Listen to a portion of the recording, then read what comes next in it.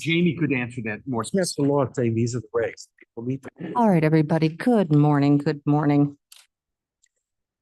Before I forget, and we begin our meeting, I'd like to wish everybody a happy 4th of July.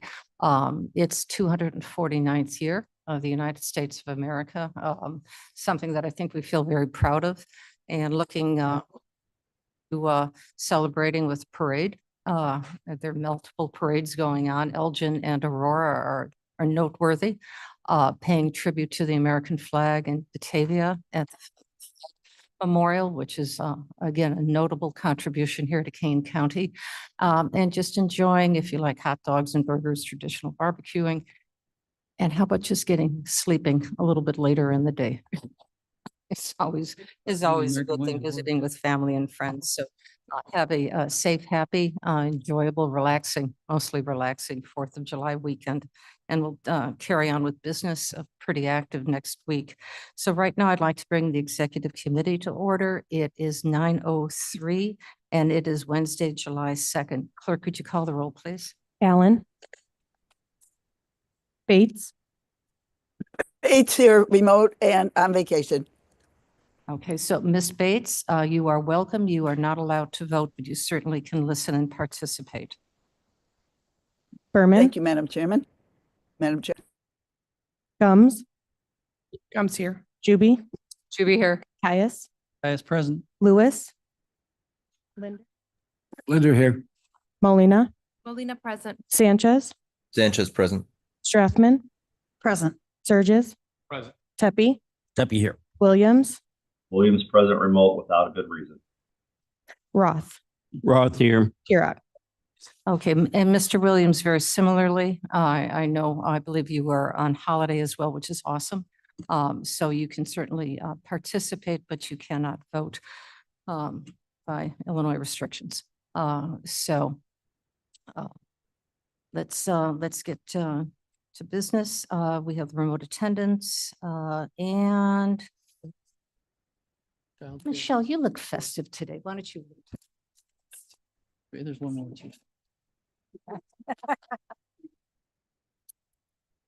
To the flag of the United States of America, and to the republic for which it stands, one nation, under God, indivisible, with liberty and justice for all.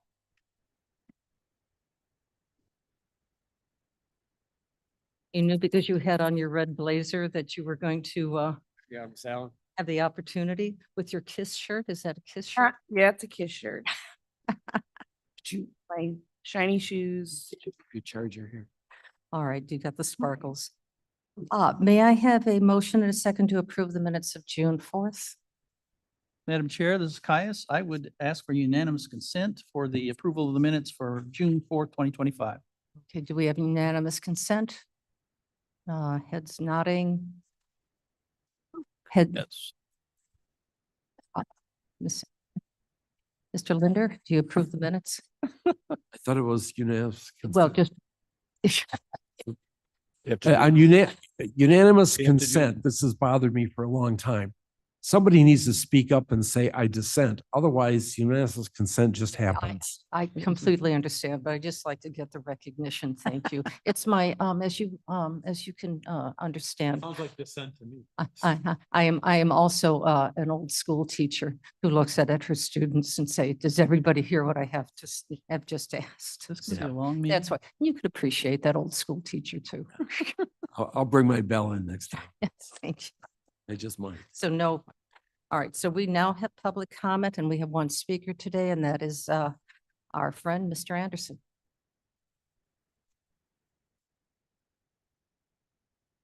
Good morning, Brian Anderson, Sugar Grove. It's a reminder conversation, I think, for me. We're in budget season, and I've shared this, I think, at several meetings. It starts in this room, leadership, lead by example. We're wanting all these departments to make cuts. I'm encouraging this board to rescind, amend, whatever Robert's Rules of Order in the handbook, that your pay increase, it's really nothing more than a gesture, but it does save the county $120,000. That said, I'm moving around, thankful, very thankful that the Liquor Commission, Blackjacks, got shut down. It was a great day.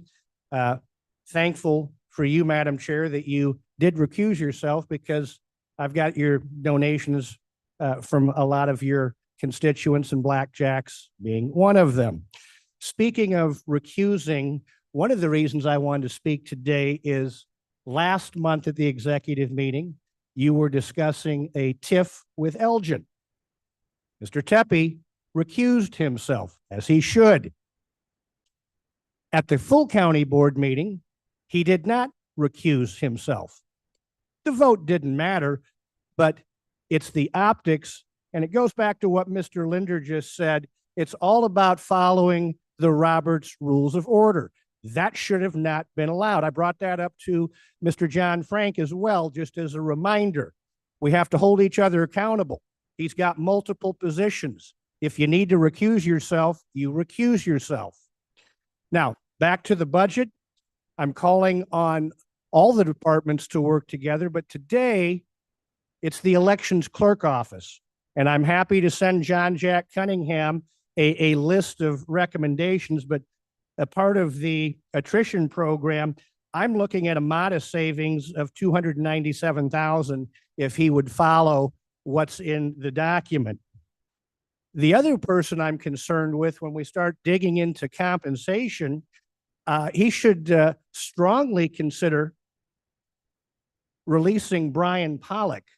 Guy makes $117,000 a year as an alternative language coordinator.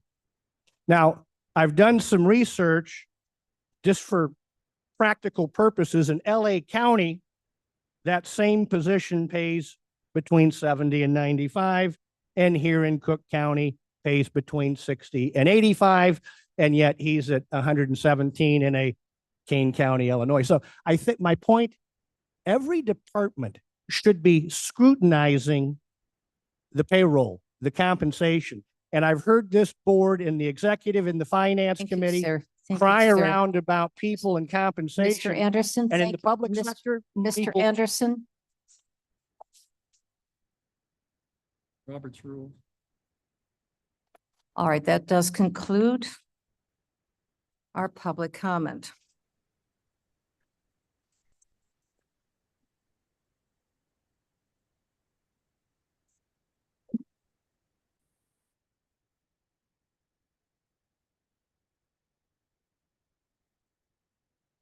Ms. Hopkinson, our monthly financial reports, please. Hello. Oh, I think oh yeah. I'll just start off with the status of the budget process. This is probably the fastest budget in terms of all the offices and departments getting their information into us. I want to thank everybody. It went really smooth. We're still fine tuning a few things. By the end of the day today, I should have a sense of where the general fund stands. As I said, there's a few just last minute adjustments that a couple departments are making, but we used a lot of technology. We had 2 offices actually work with us this year and test doing some of the stuff that we normally do in finance, doing it themselves, and it's working out great. And we'll do more of that next year and make it even more efficient. So I have 3 slides today. Date. So this slide is, I've been showing it the last few months. This is the general fund, all accounts. There have been over the years 9 accounts that make up the general fund. There's currently 6. The 2 main ones are the general fund general account and the general fund special reserve. For all intents and purposes, you can consider those 2 accounts as the general fund.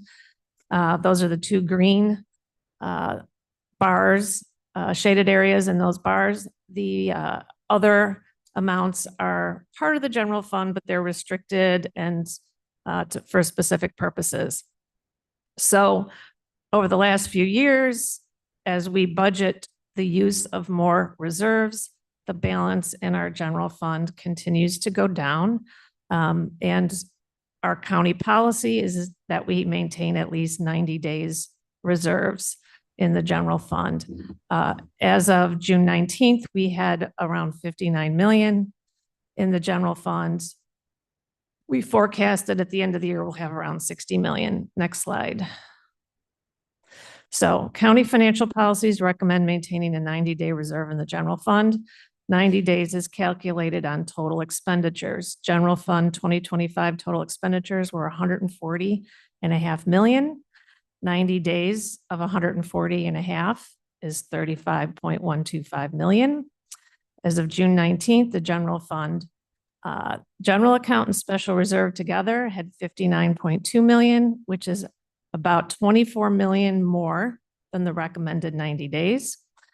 As of November 30th, it is forecast that the general fund will have about 60 million, approximately almost the same, 24 million more in reserves than we need. However, it is forecast that from November 30th, 2024 to November 30th, 2025, the general fund will have used up about 20 million of its reserves, decreasing from 80 million to 60 million. If the 2026 general fund budget is at least the same as it was for 25, so at least 140.5, which would require that we maintain 35.125 in reserves. And revenues are 112 million, which is what we have forecast for 2026. The general fund will again use up reserves, this time 28.5, which would decrease our reserves from 60 million to 31.5 million, which is below the required 35 million in reserves. Next slide and last slide. So here are just some indicators of the general fund general account, which is where all the budgeted dollars sit. At this point in the fiscal year, we're just past the halfway point. We may be halfway, but not all the bills are in and not all the revenue is posted. So in terms of, I've marked things within range, below range. There's only one thing that's above range right now. But that could come within range shortly. Most of the items that are below range right now due to timing differences. For example, interest revenue is below range right now because we've only posted interest through March. We still need to post it for April, May, and June. So that will catch up. Our sales tax revenue is typically a little bit behind. That will catch up. So even though they're right now below where they should be at this time of year, I'm not too worried about it. If I had a category to be worried about, the fine revenue and the grant revenue is below where it should be at this point. Yeah. Surges. You've listened and we thank you. Perfect. Could we add one more column in here in our dashboard concept? Concerned, not concerned. Okay. Okay, this, to see below range, yay. Except that's a lot of pink up there and you're going, uh-oh. Where if it said in there, no concern, timing issue, yay. Or, yeah, this one we're watching and this should be on the watch list. That would be so fabulous. Sure. Thank you. And then on the expense side, contractual services right now are below expected. However, bills from vendors for contractual services sometimes come in late. And that's why we keep the books open for 2 months after year end, because a lot of invoices come in after year end. So that may catch up. But so all of this is meant to say that we're on target to spend very close to almost the entire 140 million that we plan to spend in the general fund. And that's my report. Thank you, Kathleen. I believe that that was wonderfully clear for any of us and for all of us. Are there any questions from the executive committee on this report? Yes, Mr. Surges. Kathy, not is Kathleen specific to you, but not specific to the report. Last week, I kind of had a little meltdown regarding the auditor's report and some conflicting data between the auditor, the finance department, and the human services in tracking. I think the auditor was out of town. I don't know if she is back. Has anything gone any further with that? No, I mean, just internally, my department is looking to help tackle some of these issues. We're working internally to help address some of those issues to see if we can become more efficient with our software. And for the board's edification, there are times, and this has happened several times, this is not an isolated incident, where one department will, or regulatory body, if you will put out information and we use strong words like, this is an error, or they are wrong. It is not an error. They are not wrong. Your report was designed to capture data in real time as it exists today, where somebody else's report might only need to be run at the end of a quarter, semi-annually, annually, and it just doesn't matter until the true up at the end. That doesn't make it an error. It just means the two reports were built differently. And in this case, I believe it was 3 reports. Something's looking at count, something looking at insurance coverage, something looking at finances. None of those 3 were meant to be the same. My criticism was using the words almost sounded derogatory, and we just want to clear that and create a culture, if you will, from my perspective, of saying, let's get together before you report to an executive body and your governing board. Let's get together and congeal that so we know what's going on. Kathleen, also in that meeting, in that last meeting, I had also, after, criticizing a bit from the auditor there, I also complimented her that I had asked for a report from her showing some deviances over year budgeting. And I wanted to get together with you. If we could please still get that on the schedule, maybe problem. before the next meeting. I know this is a short week. I know everybody's busy, but if we can just find a half an hour, that would be great. Absolutely. Thank you. All right. Are there any other questions? Kathleen, I do have one more. You should just stay until we're done. So I know that we have that ad hoc special committee who meets regularly to discuss the budget. When is their next meeting now that you have gotten, I believe, all of the budget proposals? Um, Mr. Tepe Vern, Bill? or Mr. Leonard? Have you scheduled anything yet? Vern's in charge, so I'll Okay. defer to him. All right, Vern. No, but we will. So are they going to start next week or the following week? We still have to get together to determine availability. But all we will right, get- We will be meeting long before the finance committee. And we'll be prepared for the finance committee with our recommendations.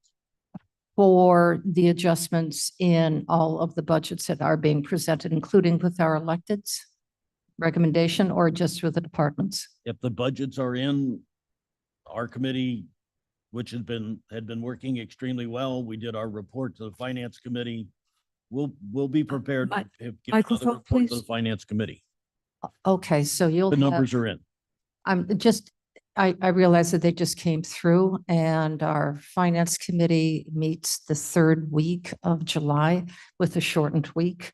So it's going to be not a piece of cake and not a cakewalk, but you're going to be busy.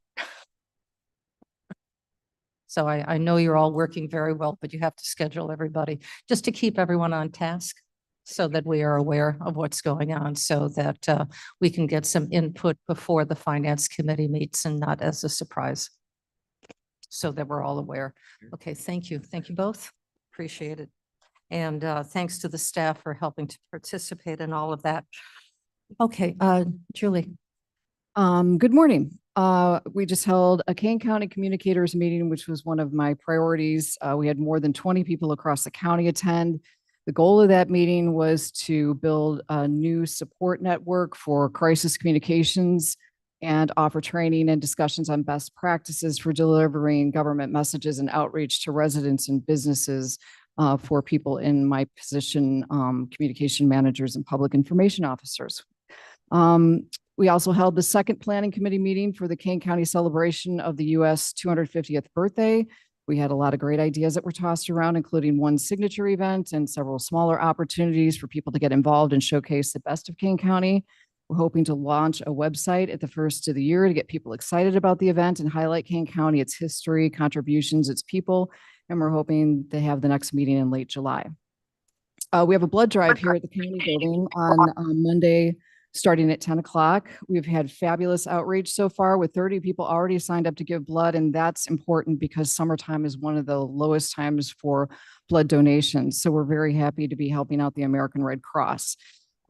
Sugar Grove Corn Boil Parade is on Friday, July 20th. I'll be sending out a reminder for anyone interested in walking with us. It's a very short parade that goes right through a residential area and is always a lot of fun. You said that was the 20th? 25th, right? It's a The Friday. 25th? Yeah. Okay. Friday. Kane County's big recycling extravaganza is July 19th in the parking lot of the Kane County Clerk's office. Our public information officer, Jada, who's been a breath of fresh air, so it's really nice to have her here, has been working hard on research about Kane County senior population. And she also helped with the two earlier meetings that I mentioned and has been invited on 2 tours that she wanted to talk a little bit about. Hi, I'm Jada. I'm Julie's intern. And yesterday I was able to have the privilege of meeting Beth from Emergency Management, which was really cool. And last week, I actually got a tour from Adam Bachnick from the sheriff's office, and I got to see the jail. And it was just really nice to experience that and, you know, get a good feel for Kane County and what they do. So. Yeah, she's been doing a really, really great job. I'm glad to have her here. She'll be here till the end of July.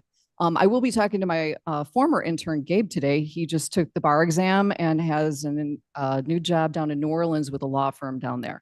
Very So nice. I'll be talking to him Very too. nice. So, and Jada will be writing several articles about her experiences here in Kane County, including the 2 tours. What? That's going, don't do it. Okay, don't be discerning. Okay, I'll mention that to him when I talk to him today. Speaking of Kane County Connects, so some Attorneys are recent, always welcome. yeah. Good attorneys are always welcome. some recent stories that we published that people really got into, the county board's exploration of the population growth and future needs of senior citizens here in the county. Jada and I wrote a nice article about the departure of Dr. Jane Davis after 2 decades at Animal Care and Control or Animal Control. Plotting progress, we had a really nice economic roundtable. Chris Toth led that in the development department. Kane County Health Department, they did a really nice presentation during the health committee meeting regarding safeguarding food at seasonal events. We wrote up an article about that. The Kane County Recorder moved to the cloud, so she's now boosting efficiency and cutting costs there by doing that more digital. Did something with that. Patrolling the preserves, we did a story about the Kane County Mounted Rangers. And of course, we did a big push along with the health department to push out the cooling centers located across Kane County. The heat has just been unrelenting. And so we've been, there's a map that's associated with that so people can actually map it out. And then there's locations, phone numbers, what have you. So health department's been doing a good job of keeping that up to date. I did put Kane County Connects on hiatus for tomorrow and next Tuesday. So we will turn on July 10th. So anybody have any questions? Yes. Yes, Mr. Sturgis. 2 things, one myopic, one overarch. Let's start with the overarch. When Julie, when we brought you on in the concept of trying to open communications, we were in the heart of COVID. And we just, in my opinion, we weren't doing the greatest job in the world with communicating. And it was really, the urgency was there. But one of the concerns at the time was the number of communication people that we have at the county level, not so much that we're in charge of or the reports to this board, but how many are there across the county? You know, does the state's attorney's office have one? Does the sheriff's office have one? Does the board have one? Does the forest preserve have one? Do the municipalities have them? And how are we all playing together? And if I could ask you, and you probably already have this, but if there's an org chart out there that kind of says, this is what our communication system, even though it's not in our direct control, this is, you know, we'll call it in the old days, the telephone tree. You know, this is what our telephone tree looks like. That would be, and the reason I bring that up is, we had an incident over the last holiday cycle that I brought forth to the Forest Preserve District. We had a tree come down across the path. And I showed Bill. It was ginormous. I mean, it had to be 5 feet around. About in a forest preserve path? And the Forest Preserve path, but they didn't know who to call. So they just called.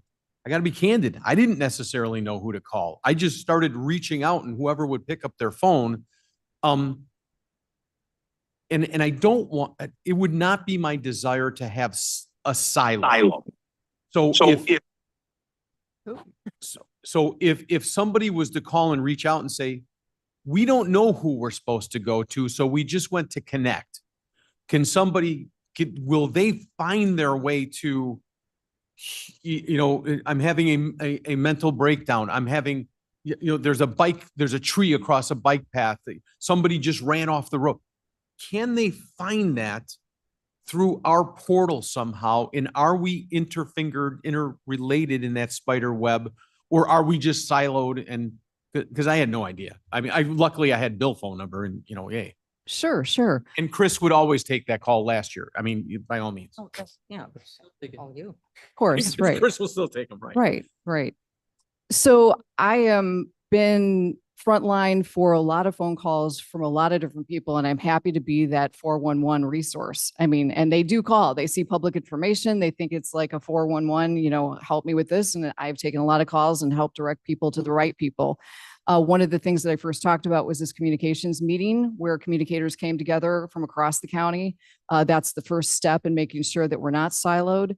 But again, I represent you as the county board, and I represent Kane County departments. I assist in elected officials if they need it, for sure. Whatever anyone needs, I'm happy to help push out information and share in Kane County Connects. The state's attorney's office does have their own public information officer. The sheriff does as well. That's the undersheriff, Amy Johnson. There's dual purposes for a lot of people that serve as public information officers in the county. But overreaching, I am happy to be that source that people can always direct to me. Happy to put a directory together on Kane County I Connects. view you as our quarterback. Yeah, of course. Whether You that's should, right. accurate or not, No, you're you our should. quarterback. So I'm happy to do that. That's what I'm here for. Absolutely. So yeah, anything you need, I'm right here and I will take any calls from the public and help direct them in the right direction. Yeah. Are you going to contribute a football to her office? Yeah. got it. Very good. Yeah. And yes, I have to say that Julie's charge has certainly grown from being the Kane County Connects, as we once knew it, to something which exactly what it should be, to help with all communication aspects of Kane County, whether it's press release, putting together community meetings, organizing our messaging, as we did with the press conference that we had regarding transportation, which was, I can't tell you how quickly that was put together. And still today, I get compliments for having that put together. It was within 10 hours, maybe, even if that much, to put It that was like together. 4 hours. 4 hours. So that was an amazing triumph, and it helped with our messaging, sharing our concerns down in Springfield, loud and very, very clear. So she has really taken that job and made it her own, which we anticipated happening. So I'm glad that she's taken charge of this, and it will continue to grow as it should. We have a large county and we have many communication needs to make sure that people in our county know what we are doing. So again, thank you. Thank you for the And she great work. sent her intern to jail.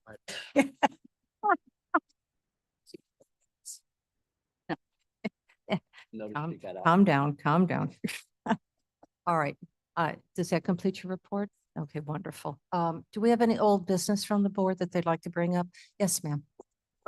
I don't know if this is actually old business, but at the last meeting, the last full meeting, we did an ordinance on a first reading, 25217, and it doesn't appear on the agenda on exec, and I wondered why that was, because we still need the second reading on it. That'll be coming forward to the full board. I will turn that over to Michelle Gums.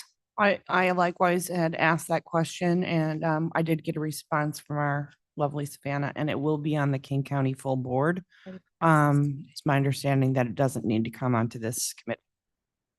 Okay. Any other questions? Okay, no old business. Is there any new business that you'd like to bring forward? Okay, nothing new. All righty. All right, so we're on to our preliminary county board agenda. And Mr. Caius. All right, this is Chris Caius from Chair of the Administration Committee. I would like to present a resolution and for potential passage, authorizing a contract addition of alternate 4 for the Kane County Judicial Center Pavement Improvement Project with Geneva Construction Company. That's bid number 25-014-TK. It's listed as TMP 25689, I believe, in our agenda on page 68 for $1,349,991. I would move it and ask for a second. Gums will second. Thank you, Ms. Gums Gums. seconds. Are there any questions about this? This? All right, seeing none. Allen, Aye. Berman, Mr. Berman, Here. Gums, Gums, yes.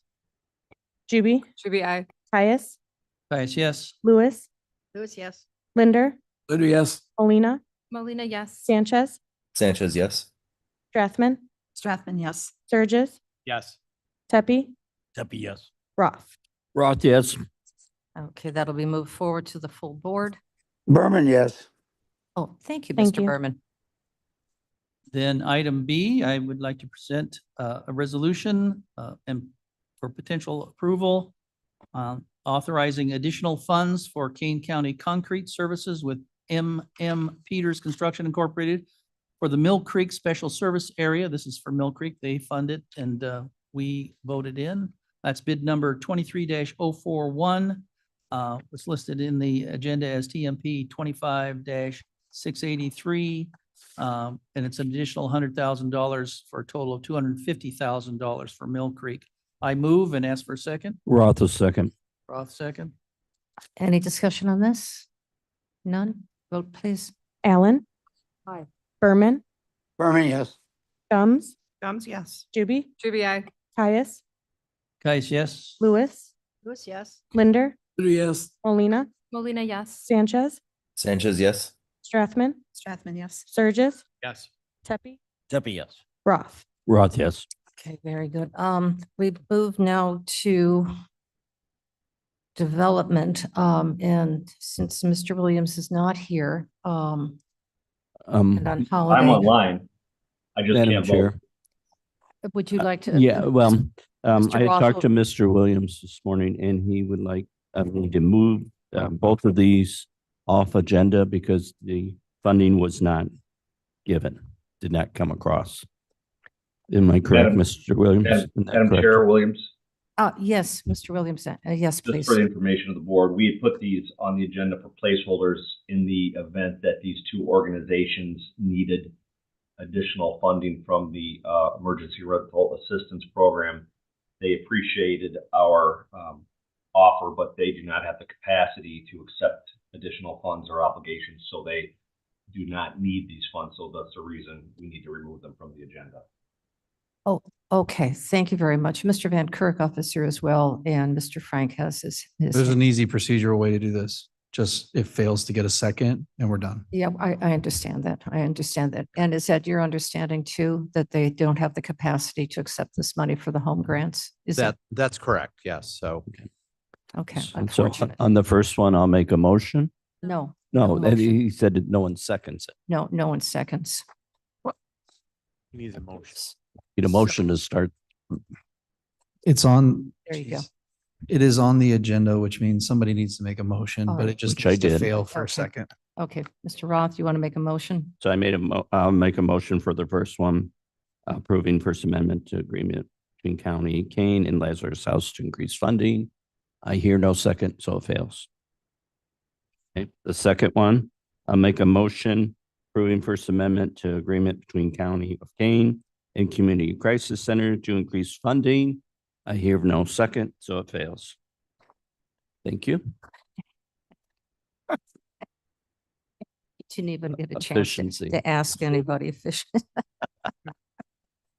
Thank you, Mr. Williams, for bringing this to attention. And yeah, it's a shame because this is the opportunity to get counseling on home ownership, but they just don't have the capacity. They'd have to hire additional staffing to support this, and they can't do this for a 30-day window. So. Thank you, Mr. Williams, for helping me on that. So that is the reason why.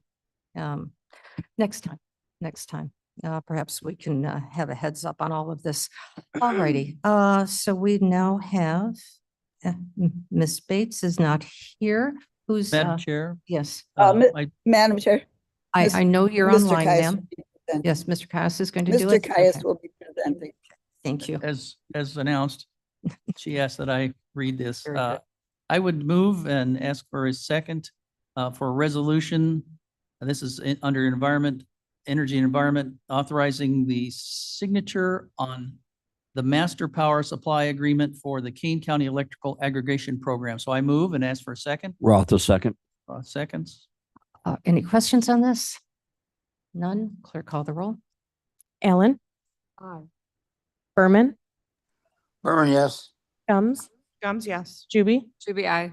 Caius, Yes. Lewis, Lewis, yes. Linder, yes. Molina, Molina, yes. Sanchez, Sanchez, yes. Strathman, Yes. Surges, Surges, yes. Tepe, Tepe, yes. Roth. Roth, yes. Moves forward to the full board. Okay. Thank you, everybody. Thank you, Mavis, and thank you, Chris.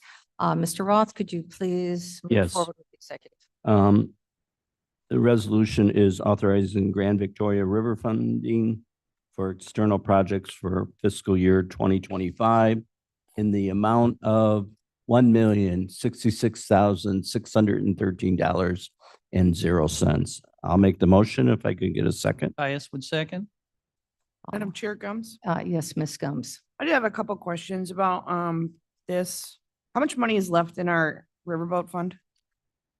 Can we, okay, sure. Can I do just a little bit about, or I'll go ahead. Mr. is Van Council- Kerkhoff? You can answer the. Do you have that amount, sir? Because I believe it's $12 million. I'm just trying to educate myself here. Sure. So Sure, I sure, mean, sure. there's a lot of questions that I have, so, because I don't participate in this. Yes, good morning. Mark Van Kerkhoff. I also have Chris Dahl with me. He's the staff person who's been working with the Riverboat Committee for a number of years and prepared with them for this slate of externals. So I'm sorry, just to repeat your question, you want to know What do we have remaining after we spend this money? after we spend this money? Thereabouts. Mr. Dahl is right there. Yeah, so the funds that are in consideration this morning were budgeted for 2025. For 2026, we would have about 4.5 million remaining in unencumbered cash balance funds. And then we just received about 4.9 million from the riverboat this past April. So we'd have a total of about 9.4 million available for 2026 or left in that the riverboat account in 2026. Okay. Madam Chair, Chris is nodding his head. Yes. Okay. Yes, sir. could I go through just a little bit on, maybe we can get some history on where we're at on this?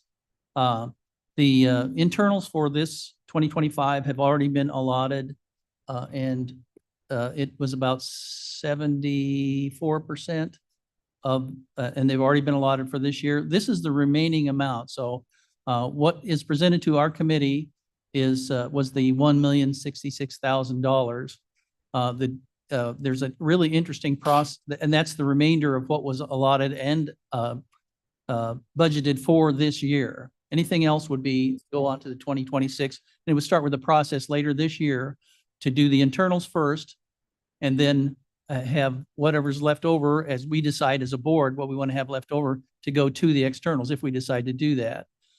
This is, again, the remaining from the last year that's been budgeted for this year.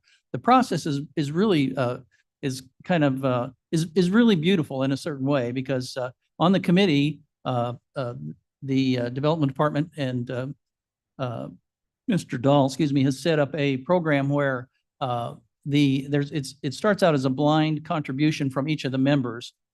We are given all of the complete list that has been very well vetted and information and listed on each of the projects, how much they're asking for, if they're getting help on it, if we're responsible for the whole thing, if they have a taxing entity that they can, other than us, that they can get the money from, any number of things that would contribute to us making a wise decision or an informed decision on whether to distribute the money to them.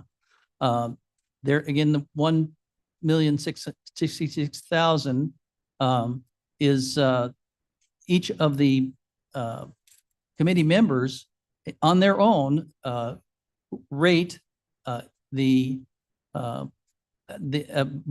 amount of money that they would out of the fund contribute to each one of those, so that none of the committee members know what each of the others is doing. So theoretically, the only way that the applying organization would get 100% is if all 5 of the committee members voted to give 100% to that entity. Of their ask, right? Of their ask, right, of their ask. So it goes through 2 rounds. The first round is if there's 2 or less, then of the board members, of the committee members that are in favor of giving the money, then we put them in a tier 2, and then the others go into a tier 1. And then by consensus in the meeting, we decide to drop at a certain point if it's not a viable application as far as the consensus is concerned. That way we get, and in the case this year, and I think almost every year, at the initial the tier 1 or the initial beginning of the program, none of them get 100%. So it's one of those nobody's ever really you're not really happy, you're not really sad kind of things where if it's a great agreement if nobody's completely satisfied. And then we go into tier 2 and decide how to distribute that. Now, as a committee, we decided on a vote to distribute the entire $1,066,000. And we used a formula for distributing that among the remaining organizations, applications that were accepted by 3 or more. And that's how you got the list on the page number. I'm not sure what page it's on, but there it is up there. That's how we came out with the last list and the amount of money that we opted to distribute to that. We bring that to the board, to the executive, because we are a subcommittee of the executive.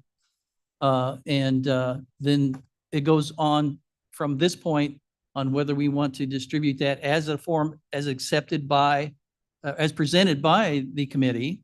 And the board can decide at this meeting or at the full board whether they want to accept it and distribute that money or change it how they see fit. And of this, I think the 4 years or so that I've been chair of the committee, I think we had one year where Miss Allen, which I like to use her as a really good example, got a consensus from the rest of the board that we needed to change some of the funding.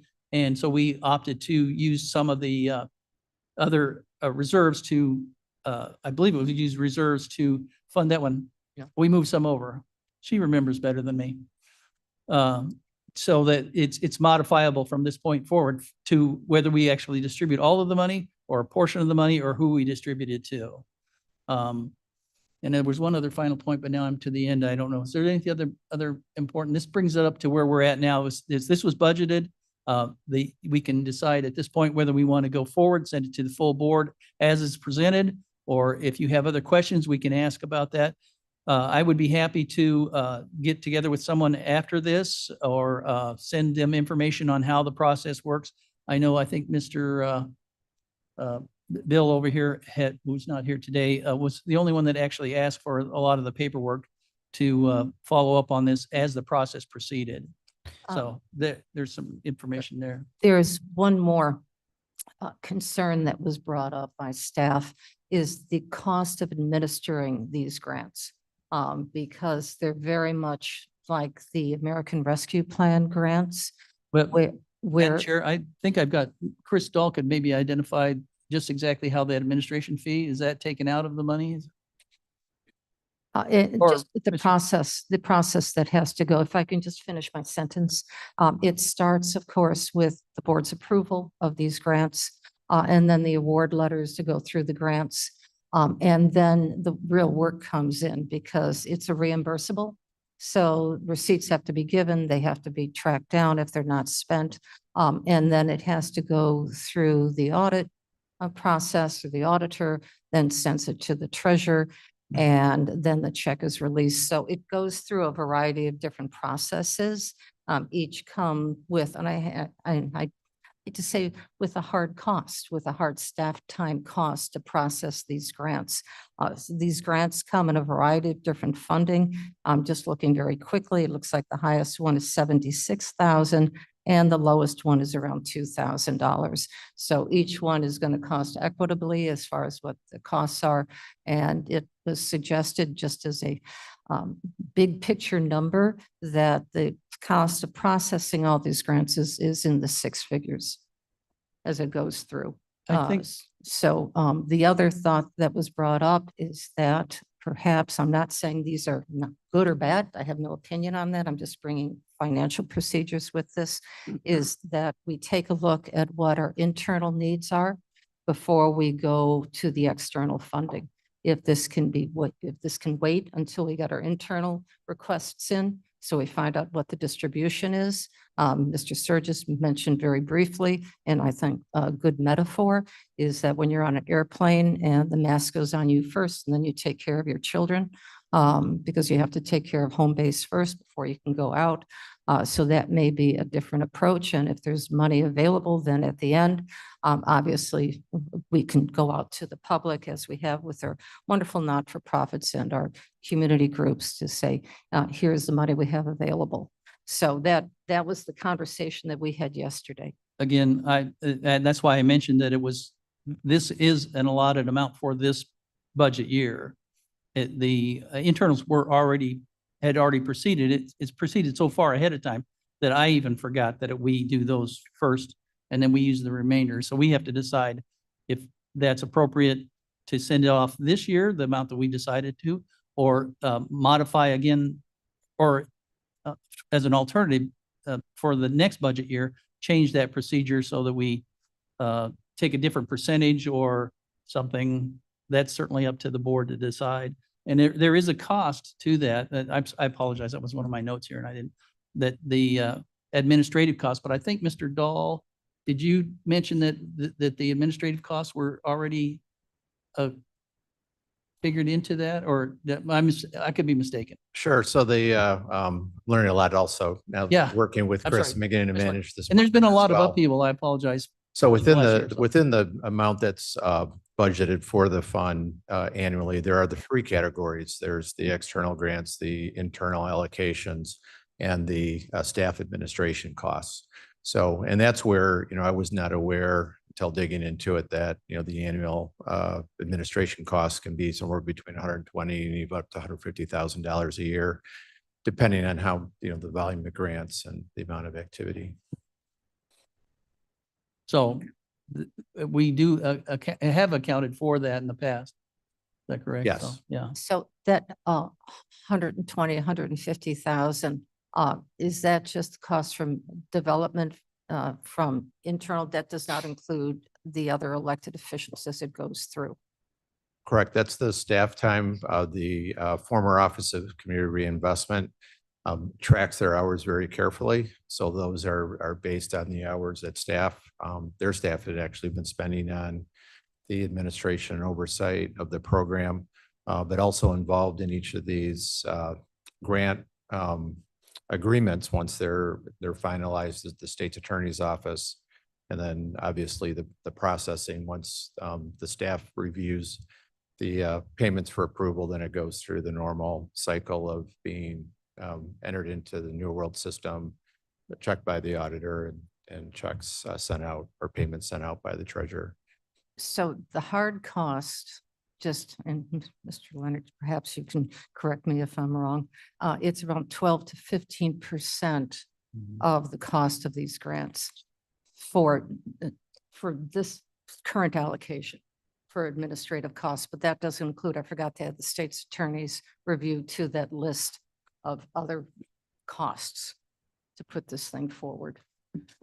May I continue? Yes. Okay, thank you. And again, I'm just trying to educate myself. I'm not being critical of this at all. I love the program. I just think there's conversations that maybe need to happen.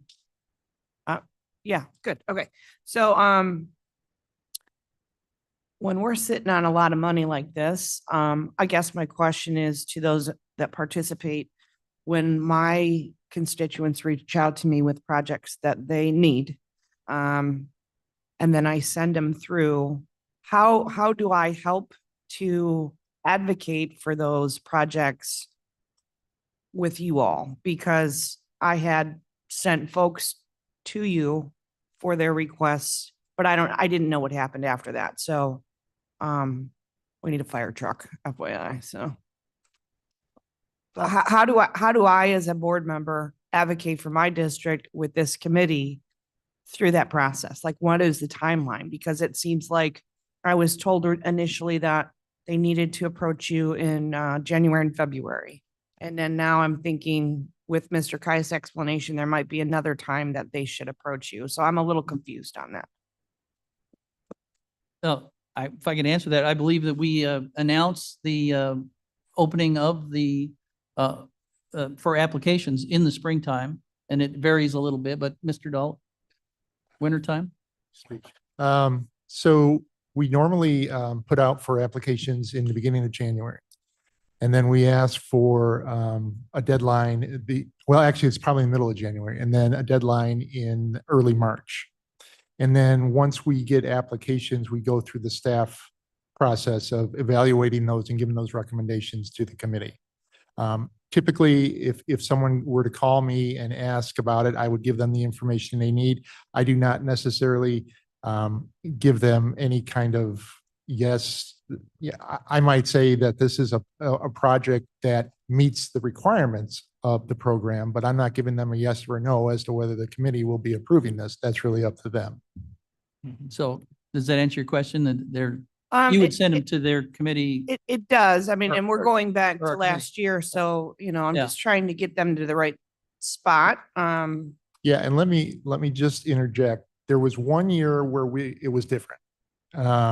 I was not here at the time, and that because staff had to pick it up, they actually did that process later. This is probably the one you're thinking That's what I'm of, thinking of. Chris, where it was later in the spring, so it was pushed back. But typically it's January to March, and then we have a meeting for externals in May. Very good. And then I'm just gonna wrap up my thoughts on this whole program, just food for thought, just FYI, okay? If we're sitting on all kinds of money here, we can either give more money to our community members because that's what it's there for, right? But then you utilize the thought of, and listen, this is just a talking point. When you look at how the city of Aurora runs their riverboat funding, okay? All of their council members get an allotment for events that they can throw in their districts for their constituents. I want you to think about that as an option. I know this year and probably next year and the year after that is a whole weird thing, but I just wanted to bring that to your attention because I think that's a good idea. If I may share with you, there controls on this grant Sure. that were put forward in 1993 when we first received it, and then approved in 1995. There is the controls include education, environment, and economic activity.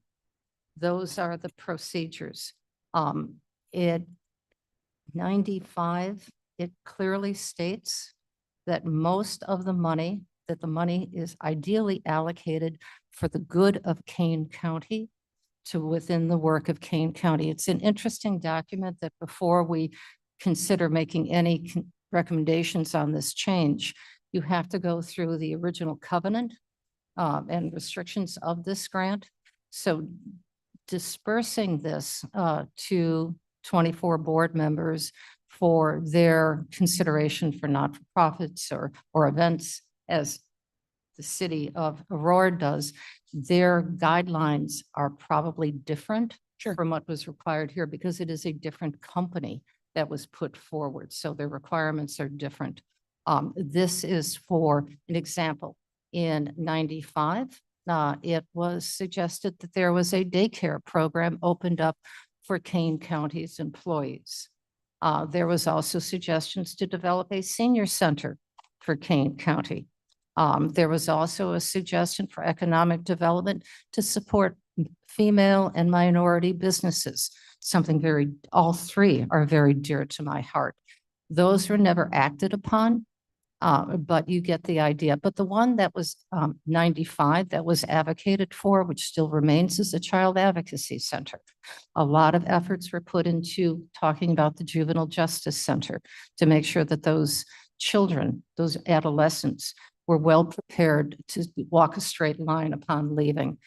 So it was more for the common good, big picture they were looking at, rather than doing small one-ups. So that was the intent of this, the original intent.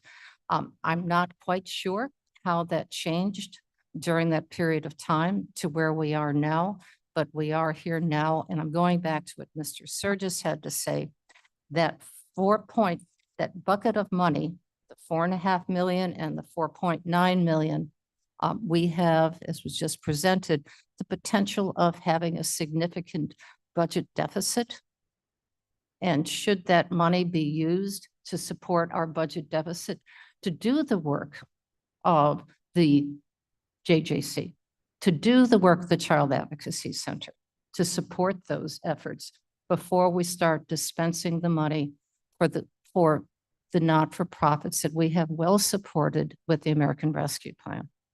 So that again, this is a determination of the board of where you want to go forward with this and how you want to continue funding the organizations that have submitted this money.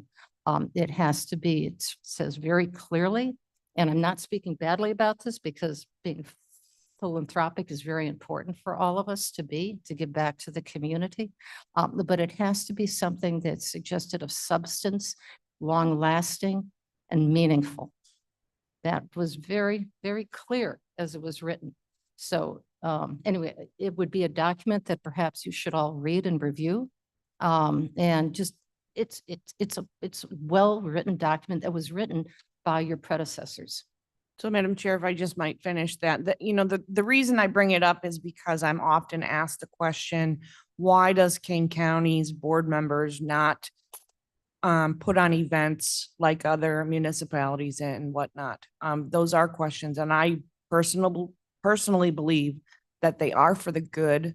Nobody knows what we do, right? I mean, they really don't. So if you're holding a back to school event, I'm just throwing out ideas here. If Chris Kaya says, I'm holding a back to school event, that could be an annual event for his district. Not forever, because you're not going to live for everybody. But What? Can be done. Yeah, so that's why I wanted to bring it up as an, something, because we are sitting on money. I mean, we're not spending it all. And that's my, just really upset Chris. you're not getting any events, Mr. Sturgis. No events Live for you. forever. That's what bothered me the most. You made him blush. In everybody's mind you'll live on. That's right. Oh, boy. Okay. Yes. If we, But somebody else is blushing. Mr. Roth has a comment. So let's Well, continue on. You mentioned about the administrative costs, 120 to 150, running against that, the million we're giving out, that's, if it was 120, it's 11.25%. If it was 150, it's 14%. Any charity, you're not supposed to give if they spend too much on administrative costs. These two would fall into that bucket. I'm not saying we need to take a look at that. How can we be more efficient and still do our due diligence? AI. But please, that is, I'm not saying change right away. We need to look at it. but take a look at that more because you've got the state's attorney who has to review all contracts are the same. And I'm just saying, review the process and see if we can make it more efficient and still be legit. Ms. Allen, you have a long history with this, so please share. Yeah, if I can respond to this is Alan. Can I respond to Of Mr. Roth? course. We've been getting about 5 million. And so that 5 million is being distributed and overseen by staff. So the 150,000 is a much smaller percentage, is it not? Right, yeah. Okay, so it's not just, I'm just basing it off of this year. it's not, Just but a it's million, not, right, it's yeah. not just the administration of the 1 million, it's the administration of the 5 million. Now, here's some background I'd like to share. We have been for a number of years now spending the money that comes in each year. In the past, we didn't do that. We had a larger pot and people said, well, I want to do this, I want to do that. And so we were spending down the pot. And the reason that we stopped doing that and started spending just the amount that came in each year was because if at some point that particular casino were to fail or COVID or whatever, we wanted to have what was called a soft landing. There would still be some money so that we could do the external grants, we could do the internal grants less, but at least there would be a year to phase it out. Does that make sense, a soft landing? Okay. The next thing I wanted to address was there have been board members who wanted to take all of the money and put it into external grants. The money comes in, back out to the community. We had a board member who said all of the money should be used for farmland preservation. Because if you're looking for the long term, the one thing that never goes away is land. So if we invested in the land, we would have it forever.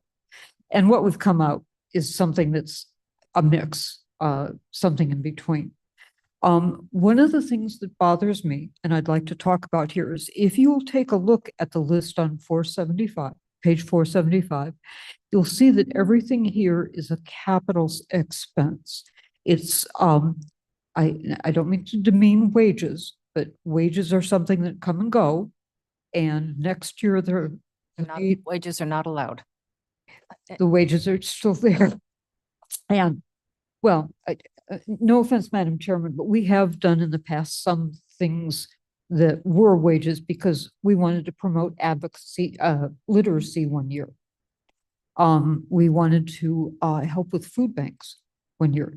And it'd be good if you were only putting that money into a freezer trailer like we are this time, or equipment in the food bank. But the fact was, we knew that some of that was going to go to salaries. But we'd try to not do that because we want these to be capital improvements. And that is the problem that I have with our internal grants, is that so much of that money is not going to capital, it's just going to wages.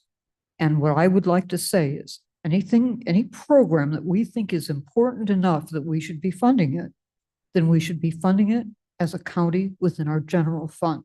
Now, we're going to have discussions over this, and we're going to have discussions about how to spend the money. But I just want to say that this money has been coming to us to do capital, long-lasting things in the environment, economic development, and the environment for all of this time.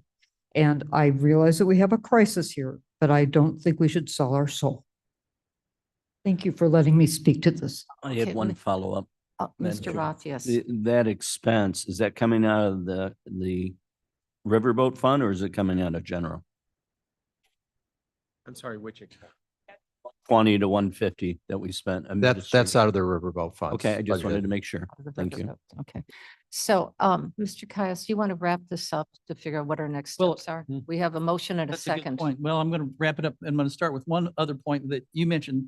All of those things all the things you mentioned are correct and certainly all laudable places to invest this money. In this document that I have, which is resolution number 93-237, it is listed just before all of those wonderful things is that programs affecting education, economic development, and environment issues, period. Such programs are illustrated by the following, which, as you mentioned, a number of those.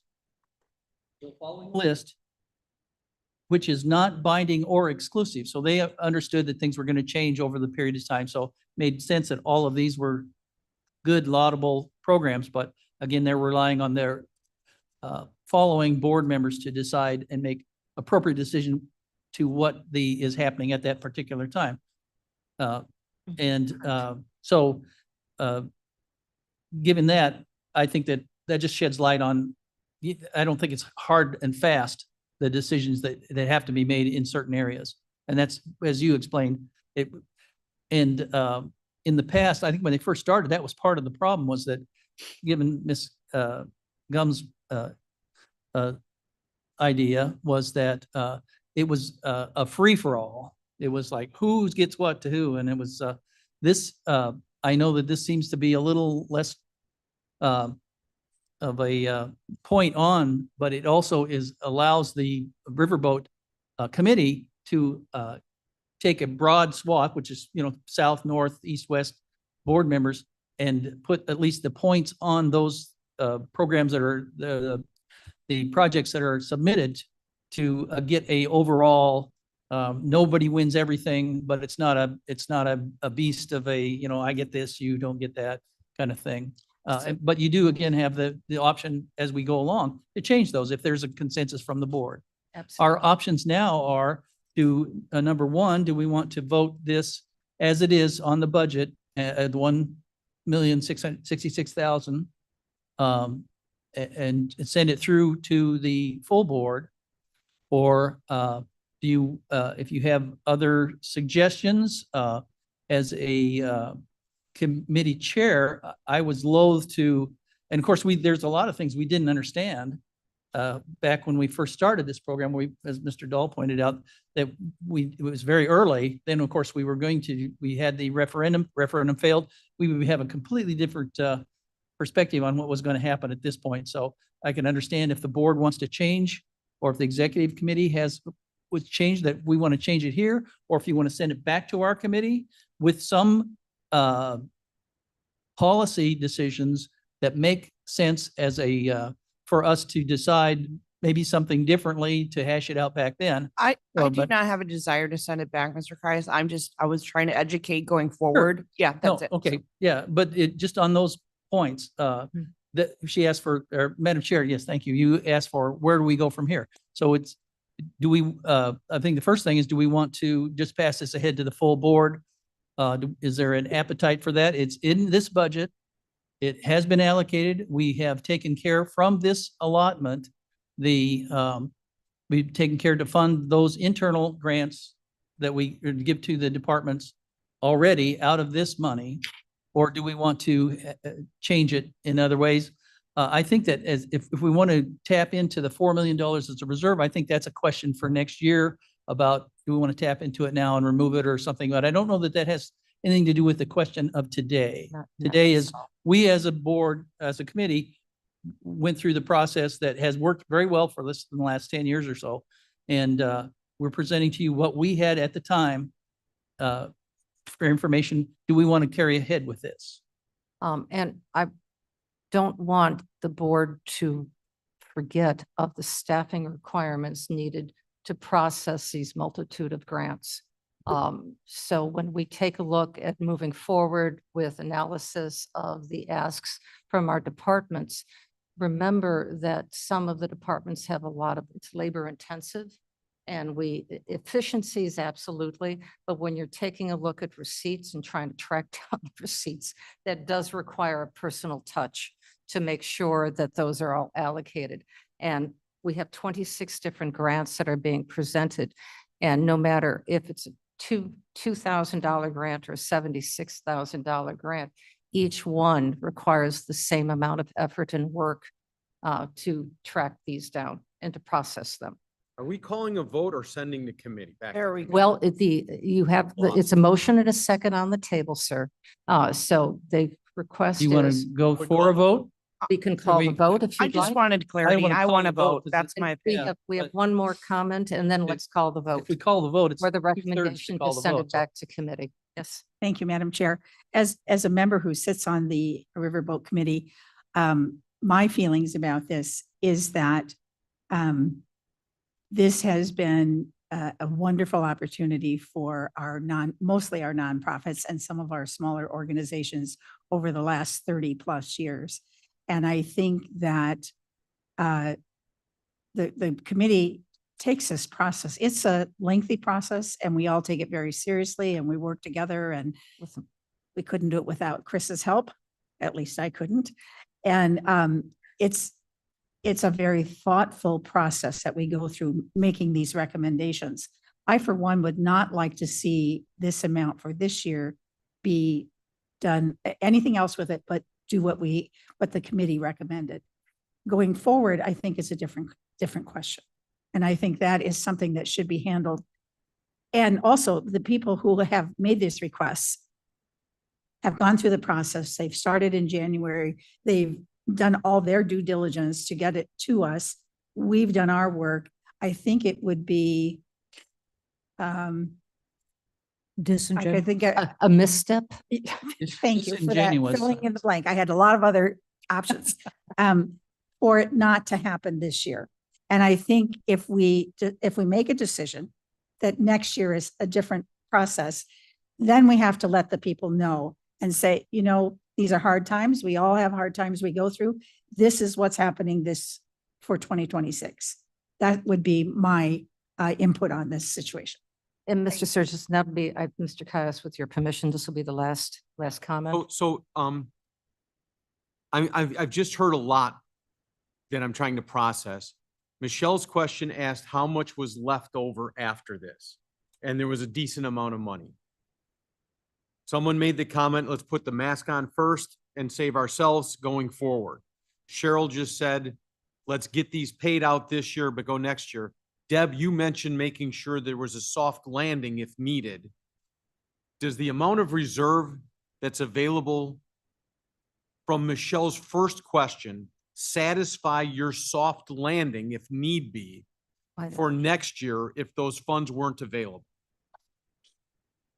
Was that figure large enough? Here, Yes. Mr. we ask- Mr. Van yeah, Kerkhoff. Mr. is- Van I don't know who I'm asking. I'm, Yeah, I'm going to refer to Mr. Van Kerkhoff. Sure. So I need to credit Tracy Glassford and the work of Scott Berger and Chris Dahl before to take those diminishing funds that were coming in and create a process where we're allocating funds that actually reflects how much we're receiving.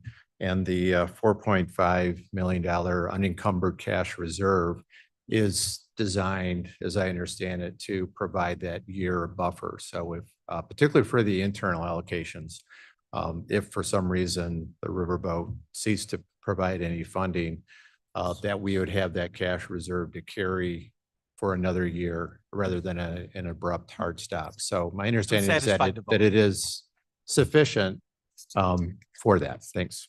Okay, so we do have some money in reserves. Mr. Caius, ready? I would call for the vote or Okay. a request to Let's call the vote. vote. Call the vote, please.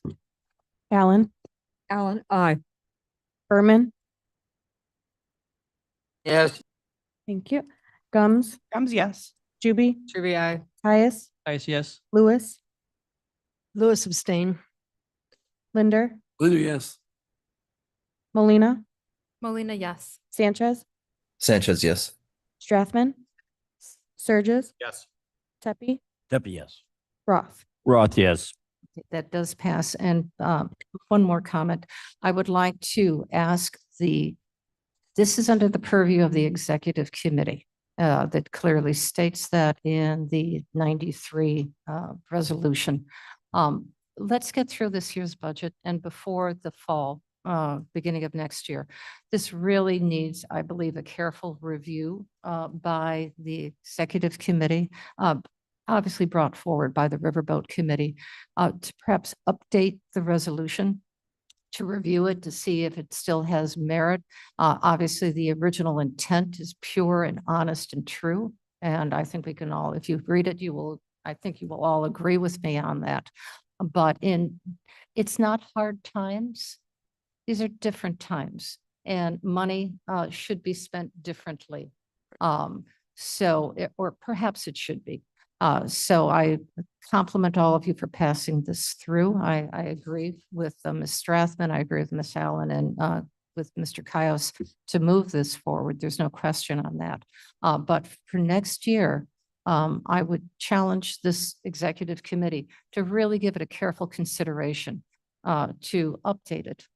Because it's been what, how many years? 30, 33 years that perhaps it needs to be just taken a look at. Mr. Ross? Could we send an email out of that resolution if it's been digitized or is it still on parchment? It's a Scribner wrote it, so you'll have to have Okay. it translated. Yeah. I would recommend the whole board because we need to, I'll ask the scribe to rewrite okay, it. all right, thank you. All right.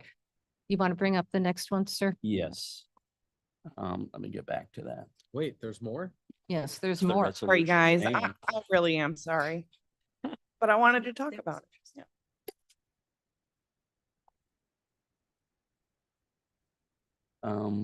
Hang on, I gotta get to the page. On page Okay, 479. yeah, 477. I gotta tweak it here. Okay, the resolution, TMP 25-25-785, selecting members of the strategic plans subcommittee. The county, we have passed to do a 5-year strategic plan in order to develop high-level goals. And part of that is to assign a subcommittee, I believe, with non-voting. And this resolution contains the members that are proposed to be on that subcommittee, which are Kareem Parag ex officio, Cheryl Stratman, Chair, Mavis Bates, John Gripe, Mike Linder, and Myrna Molina. I'll make a motion if I could get a second. Alan seconds. Are there any comments? Yes, ma'am. Just a question in paragraph 1, 2, 3, it says be comprised of 6 members of the Kane County Board as well as the chair. But I only count 5 of us. Oh. That just confused me. Well, I think 6 was me. I think that's what they were talking about as ex officio. So that was 6. I asked that question and they counted myself as one of being the ex officio, though I'm not technically a member of the board. So we can certainly add somebody. Madam Chair? Yes. I was actually part of the process to choose the strategic plan. Can't hear you. Microphone, please. I was actually part of the process or the team to help choose who we went with. I don't know if that led to any confusion that I would continue to serve on the subcommittee. So there was a request put out to the full board asking, we're in our last conversation about this, asking anyone if you would like to join this committee. And because the conversation wanted to make sure that everyone felt that they would want to participate, hands up, absolutely. The only one who responded immediately was Mavis Bates and Cheryl Strathman. Those are the only 2 who just said, yes, I want to continue serving. So that's why this is brought up. You've all had that opportunity. I know that you're all Honestly, I very just busy. assumed that it meant I would continue on, but But if you would like, yeah. obviously, if we could rewrite this and you would like to add your name to that, we would love to have you. I Ms. don't think Gums there'd be has any a question. And I saw Ms. Gums. But yes, absolutely. Ms. Gums? I just, thinking on the number 6 is probably not a good number for any committee. Am I wrong? With the tiebreaker as a chair. No, So there's 666 7. is what you're talking about. But it would, Right now, what it reads is 6. So I'm saying 6 is not a good number. so what is your suggested number, ma'am? 7? 7. All right, so that would be 6, 7. Okay. So do we have We have other comments, so are you asking for an amendment to Well, this? let's, I would like to hear from the other board members first, but yeah, I think Very that's good. appropriate. Okay, so hold that. Yeah. Hold that thought. Yes, Ms. Juby?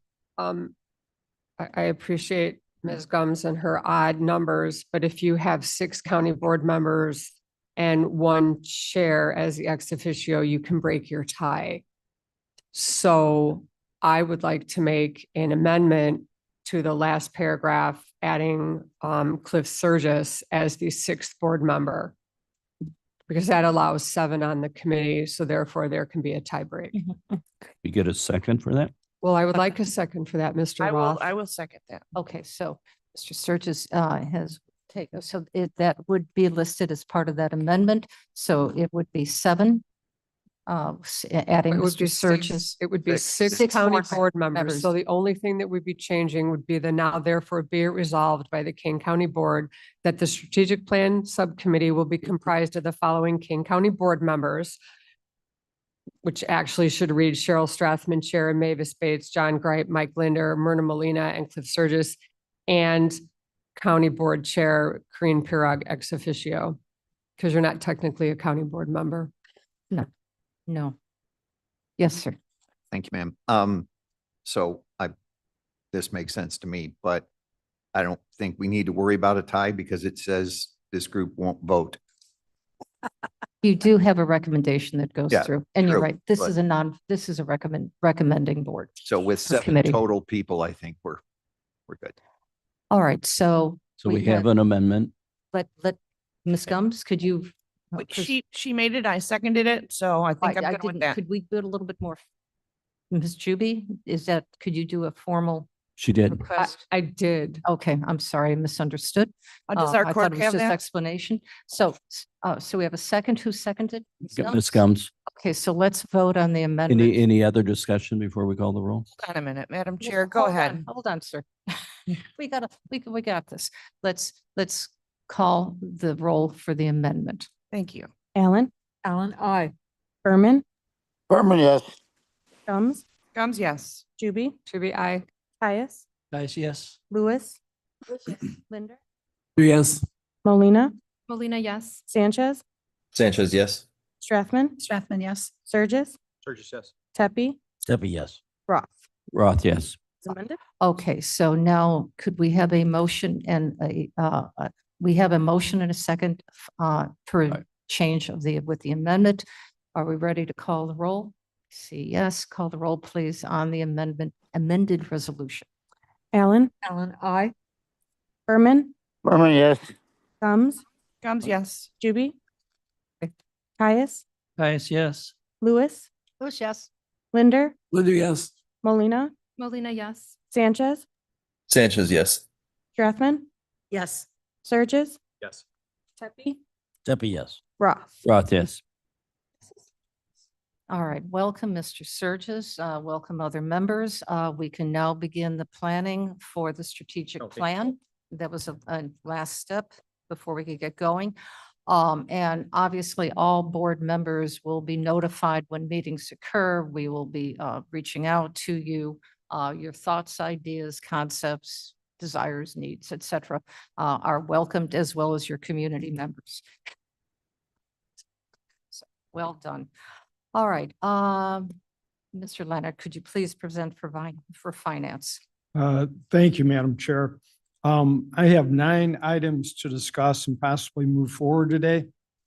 The first resolution is approving the May 2025 claims paid in the amount of $7,345,057.98. I'll move that. I need a second. Gums will second. Mr. Leonard, you can't actually move it because you're not on the committee. Oh, So thank you. I'll move them. Okay, thank you. And thanks for that correction, absolutely. Good point. Good point.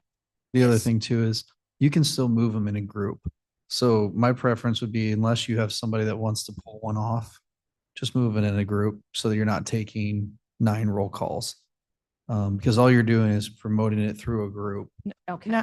The only requirement is that you read the titles in any kind of money type of situation. So we have one vote on all 9 items? Yes, and the reason you guys changed was, people were wanting to send it to either consent or non-consent.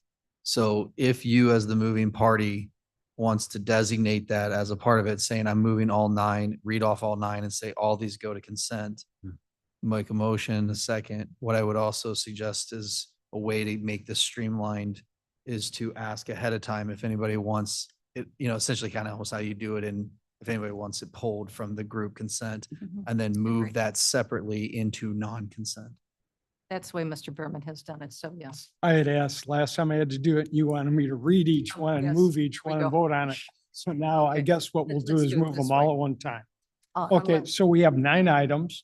I'm going to read all 9 items. Then I'm going to ask Ms. Molina and Ms. Allen to move and second it. It's Ms. Then we'll Gums. discuss and vote. does anybody want to move an item off of the list? We should pull that off. Item I. I'm sorry, I didn't hear. Aye. Mr. Tepe. So now I would just read A through H, the titles and any kind of monetary thing, and then make the motion for those 8 to go through, get a second, vote it, and then separately do I. Okay, the 8 items that we are going to discuss and vote on as a whole. Item number 1 is resolution approving the May 2025 claims paid in the amount of $7,345,057.98. The second resolution, authorizing the renewal of a contract for toner cartridges, is requesting up to a maximum of 10% increase. This is the last year of this contract. It was a multi-year contract. The third resolution approving the 2026 monthly health and dental contribution rates shows no increase at all in the contribution rates.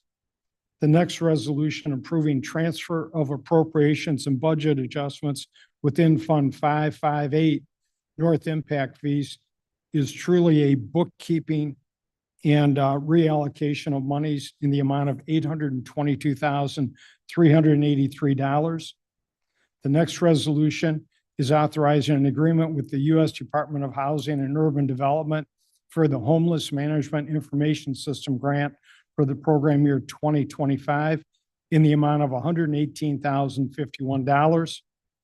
The next resolution is ratifying an emergency purchase affidavit for contractual services with MGT Impact Solutions, LLC, for workforce development physical manager position. This is in the amount of $44,000, and this is an interim consultant. The next resolution is authorizing a budget adjustment to transfer funding from the Kane County Health Department to the Kane County State's Attorney's Office for a crisis collaboration liaison position in the amount of $63,300. The next resolution is a resolution authorizing revision to the Kane County operating budget policy for emergency appropriations and transfers. This is to be in compliance with the state statute which went into effect January 1st, 2025. All right, we have a motion and a second. Clerk, call the roll. Allen, Allen, aye. Berman, Berman, yes. thank you. Gums, Gums, yes. Juby, Juby, I. Caius, Caius, yes. Lewis, Lewis, yes. Linder, Yes. Molina, Molina, yes. Sanchez, Sanchez, yes. Strathman, Strathman, yes. Surges, Surges, yes. Steffi, yes. Roth. Roth, yes. The final resolution, which is TMP 25-767, relates to the RTA sales tax allocation. What the resolution is requesting is that we change the allocation from 75-25%, currently where 75% goes to transportation, 25% goes to the general fund, changing it to 50-50. 35% of the 50% not going to transportation would go into the general fund. 9% would be public safety and 6% in technology. I guess we need a motion and a second on this. Yes, we do. Roth will make the motion. Sir, second? Berman, second. Thank you, Mr. Berman. I think Mr. Tepe had his hand up first. Thank you, Madam Chair. Just wanted to point out in particular, this is a almost $7 million that we would be moving from the from KDOT into the general fund. Okay, which means a large number of projects will not be scheduled. I've asked KDOT and they've complied. They've produced a list of projects that will be taken off their list due to the loss of these particular funds. And I want to point out that even though this is something that was recommended by the subcommittee and discussed in some length in the finance department, that this is something that I think everybody on the executive committee and on the full board needs to, fully understand that our budget crisis is going to impact everyone. And it means it's going to impact transportation in this point, to a large extent. Okay, I see Michael is here. Is he here to speak to us? Madam Chair, Gums? Yes, hold on, Ms. Gums, yes. Yes. I just want to highlight that this is only for a 2-year period. Okay, we appreciate it. Michael? Mike Sikozik from KDOT. Yeah, I just wanted to throw out a couple of things to consider. We do have a preliminary list of projects that will be set aside if the funds are transferred. I realize everybody here is dealing with, we're in unprecedented times. And so there's a lot of things to balance, but this is going to have a large impact, especially on our capital program. We're going to set aside 19 projects. Some of those projects are in the pipeline already. So when they reach a phase where we're going to stop them, the investment that's already been put into them is going to be lost. You can't put a project on the shelf and pull it back off the shelf very easily. Another thing is this is going to pretty much cut out most of our capital projects. So our revenues will be focused on maintenance, traffic operations, and asset management. We won't be able to add any new projects. We're already telling municipalities, public. I think I've had some discussions with various county board members about requests they receive from the public for us to look at certain things. And we've started to say that we don't see a way to fund an improvement or a fix. About 2/3 of our cash balances are already allocated to contractually obligated in existing POs to projects. And the remaining 1/3 of our cash balances are planned for projects those projects that are in the pipeline for the future phases. And this overall, this will drop our recurring revenue from about $52 million to $45 million. So that's about a 13.5% cut. Once we spend through the cash balances for those projects we have planned, we'll be in a shortfall. And that's could be 2027, 2028, 2029, somewhere in there. And the last thing I'd like to highlight is that we talk about grants, external funding. In our business, our world, we have to match those grants in some ways. Commonly, it's an 80-20 match. Sometimes we have to front engineering to get a construction grant. The RTA sales tax is what we use as those matches. And without that, we can't go after a grant. There's no point to go after a grant if we can't match it. We have some large projects in the design phase. For instance, we've talked about Randall at 90, redoing the interchange there to deal with the pretty significant traffic issues. We have a partner in the tollway who is on the staff level communicated they're willing to contribute a sizable amount of funding towards a fix at the interchange. But we have to come up with the local funds. And if we can't do that, that money will go away. And we'll end up doing something up there that'll replace a condition of a bridge, but we'll lock in the geometry and the traffic problems for years to come, because that'll be the least cost solution. So again, everybody's trying to balance. It's really hard right now. I recognize that, but we just want to let you all know how this is going to affect the transportation program. And if anybody wants it, we've got our list of tentative projects that would probably be adjusted. If anybody wants to see it, just let me know. I would like for you to present that for approval, of course, of Mr. Tepe, perhaps to the full board, if this passes forward to the full board for just their knowledge. Yeah. I think there was some, Mr. Roth, I think, Ms. Allen, you had your hand up. This is, in my mind, is another way of just kicking stuff down the road. We, as a group of colleagues, need to address our general fund and how we're going to spend it. And borrowing money from other sources to try and solve that problem is not solving the problem. Now, I know, I don't mean to bore you, but the background on this is that the Collier counties went to the legislature and said, we're looking for a dedicated stream of money with which to do road projects, which to protect transportation. And that's why we dedicated 82% at the beginning to go to transportation, because transportation affects every one of our 500,000 people. I understand about public safety, et cetera, but transportation touches every one of us. And that's why that money should not be messed with. It should be, that's why we have 3-year and 5-year and 10-year plans, is that so we can see down the road and we can get these projects done in an organized fashion and gather onto us as much federal and state money as we possibly can, getting our tax dollars back to us. And we need these funds in order to match that and in order to carry out this program. And I don't think we should mess with it. I'm going to vote no on this. Okay, is there anybody else on this side? Yes, Ms. Molina. Madam Chair, thank you. I think it's a difficult vote. I think we're in a position where we're going to be making difficult votes on this point forward. Unfortunately, the state kind of has our hands tied when it comes to what is mandated and what isn't.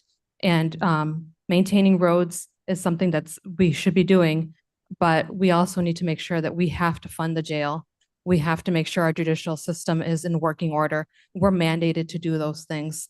Unfortunately, the state has put unfunded mandates upon our county without a revenue source attached to them. So this is one of those hard decisions that we are making today. I plead, and I think we all plead to the state legislature to give us more options when it comes to revenue sources and to possibly include funding sources when they're mandating us suggestions when they're passing laws that, might be better for the state, but unfortunately, they're not giving us money to do that.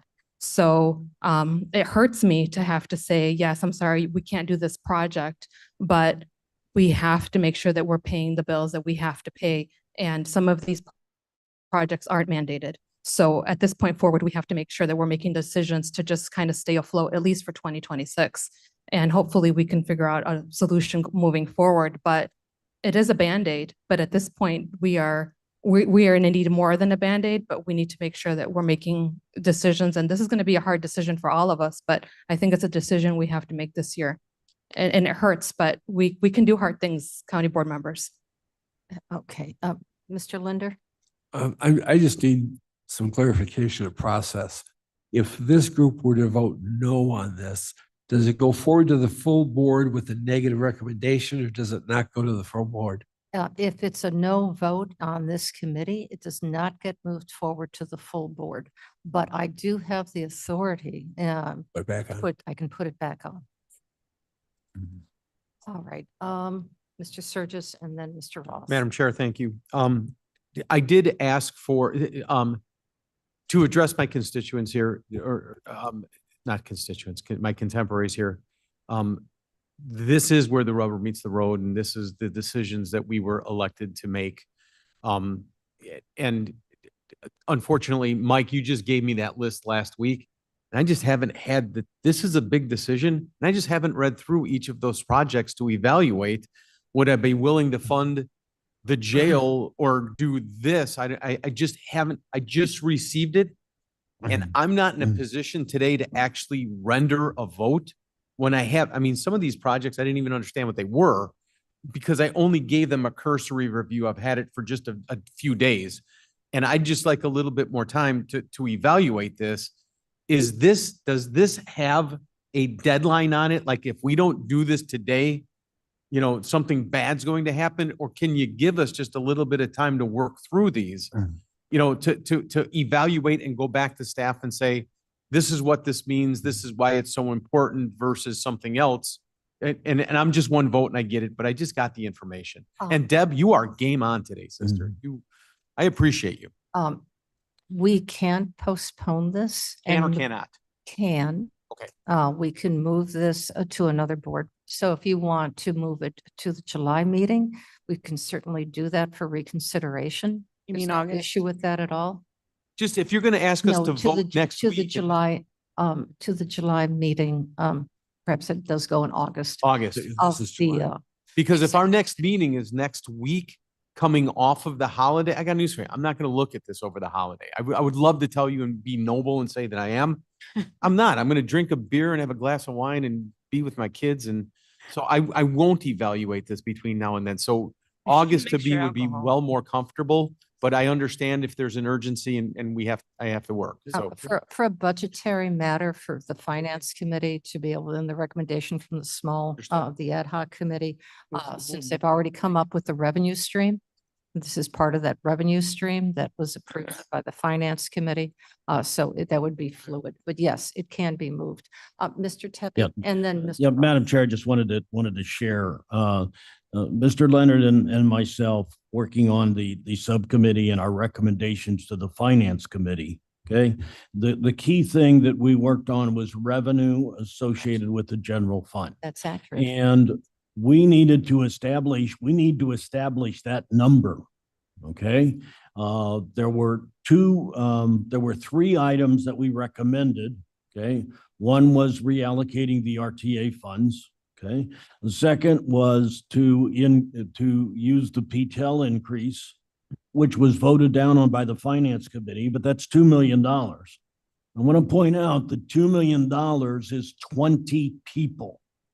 So don't think of it, I don't think of it in my mind as $2 million. I think of 20 people that we could continue to support when we look at our budget situation. And then the third recommendation was again related to the riverboat funds and, another $1 million in allocation. Again, in my mind, I look at that as 10 people, okay? We also decided not to discuss, but this might be a point to bring it up, okay? We've had several discussions about the gas tax. And if you want to fund these particular kinds of projects, we could begin the discussion, and I'll see that it started in the Transportation Committee. We could begin the discussion of the funds that would be appropriated if we were to raise the gas tax up to the 8 cents amount. So wanted to share that information, and we're happy to do whatever you want, but we, the subcommittee, will need a number in order to come back to our recommendations in the next few weeks. Okay, very good. And we're all tied together here. We've got more questions coming. Mr. Roth? I have two things. One, in the financial report this month, the automatic increase to the gas tax, the state one was going to raise 400,000 more, and the local one was 300,000. That's 700,000. Where would that money be going to in transportation? That goes to the transportation. I said that, but what part could that be used for some of the capital to offset the $7 million cut? It can be. We generally, when we prepare our revenue projections, we anticipate an increase that. Right. So that's rolled into our Okay. revenue. Okay. And then the second thing, you mentioned you're cutting 19 projects and the costs that we currently have into those, we lose. Do you have numbers for each one of those projects, how much we're losing? I can. Yes. Because that's important. If we're over 50% of paying for it, that's a bad one to cut. If we spent 10,000, okay. But I think that needs to be on the table because that's part of that decision. But we can't make that decision because. No, but he can give a number. I believe that would be the recommendation, Mr. Roth, of the Transportation Committee. Right. for that No, review, I'm and just then bring it bringing forward. that up. I'm That's all. not arguing with you on that at all. Yes. So. Thank you, Madam Chair. First of all, I totally understand the concern about withdrawing or not being able to complete or do jobs that we'd like to bid on. It's a terrible thing to have to do. As Ms. Gumbs brought up, this is a 2-year consideration here. I stand corrected. It's one. Oh, it's Sorry. 1 year, excuse me. It's a No, that was my 1 year fault. so that's even more so. But here's the point that I'd like to bring up. When we looked at this, it's not like we were saying, all right, transportation, you're going to lose 6.6 million or whatever. What we looked at was the revenues that they generate every year. And they do generate in interest on their balance of reserves somewhere around 4 million a year. That is not allocated to them through the general fund. It's money given to them that they can spend any way they want. So that kind of tempered our thought about reducing the allocation by that amount. I think the other point that Mr. Tepe brought up and something that we have to face is for every $100,000 that we're short in our budget, that means one person has to leave the county. So with this 6.6 million that we're reallocating for 1 year, not 2, but 1 year, we're able to keep on about 60 to 65 employees that we will not be able to keep on if we don't do this for 1 year. So it's the type of thing that I think what we need to do, or what you need to do here, because I'm not voting, is move this forward so the whole board can review it and decide whether or not they want to do it or not. I think for the executive committee or the finance committee or our working committee to make suggestions, and that's really what this is, that's important. We need to look at all possibilities. So in moving this forward, no one's agreeing that we're going to do it. We're just saying, here's an option. If you like it, great. If you don't, that's fine too. Okay, so we have two suggestions. Madam One. Chair, I have had Oh, my hand oh, up for Ms. 5 Chubby, minutes. Chubby, I would, this side, I'm sorry. You're, no, I'm not sorry, but I do recognize you. Thank you. I would like to address the fact that maybe we should be removing this from consent so that it can be discussed by the full board. And I'd also like to address Mr. Surges. It is not up to us to decide what they should and should not be spending their money on. We hire executive directors because we trust their judgment. That is getting in the weeds. So what we need to do is to decide whether, regardless of what projects he puts forth to us to cut, that's his job. Our job is just to decide, is this prudent for the whole county to cut that money? So with respect to staff, it's their decision, not ours. Ours is on the money, but I would like to make a motion to remove this from the consent agenda and place it on the regular agenda for full discussion of the board. Okay, we have a motion and I'll second that. for an amendment. All Deputy. right. To move it off consent, which I had assumed it was going to be anyway, because it was pulled off consent for this. So we have motion a second. There was no change in the text at all. So can we take a vote now just to move this off consent? Do we have agreement with that to move this forward off consent to the full board? And just Prove it first and then move it off? No. Do we move it off? The motion was to move off consent, Move so off consent, to move off consent. And I believe, John, when the board takes that vote, it's the final vote to move it off consent. Because it's not a motion to the context. There's no change in the document at all. We're just moving it off consent. Or we don't even have to take a vote on that. We can just take a motion and just move it off consent. Are we talking about what was your original motion? The original motion. The was to- original motion. What was your The original original motion? motion was to reallocate monies that are being given to the transportation department through the RTA sales. No, I understand the substantive Yeah. part of it. The first nine, sorry, John, when he made the motion, as I recall, correct me if I'm wrong, I think to your point, to your question, he moved the first 9 that got corrected to the first 8. So the last one was removed from consent.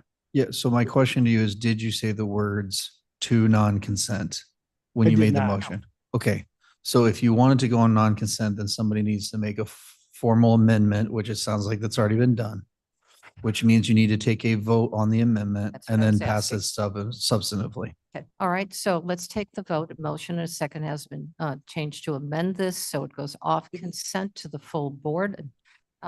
Take that roll call, please.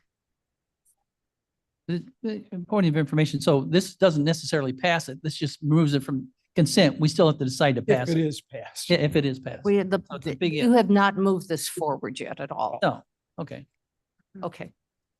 Who did the second? Mr. Berman did. I was I made the motion on the original No, no, motion. no. No, you're talking about On the the- amendment. on the Oh, amendment. Mr. Tepe made the second. Okay, Vern. all right, to place it off consent on county board. Alan? Alan, I. Berman? Berman has a comment.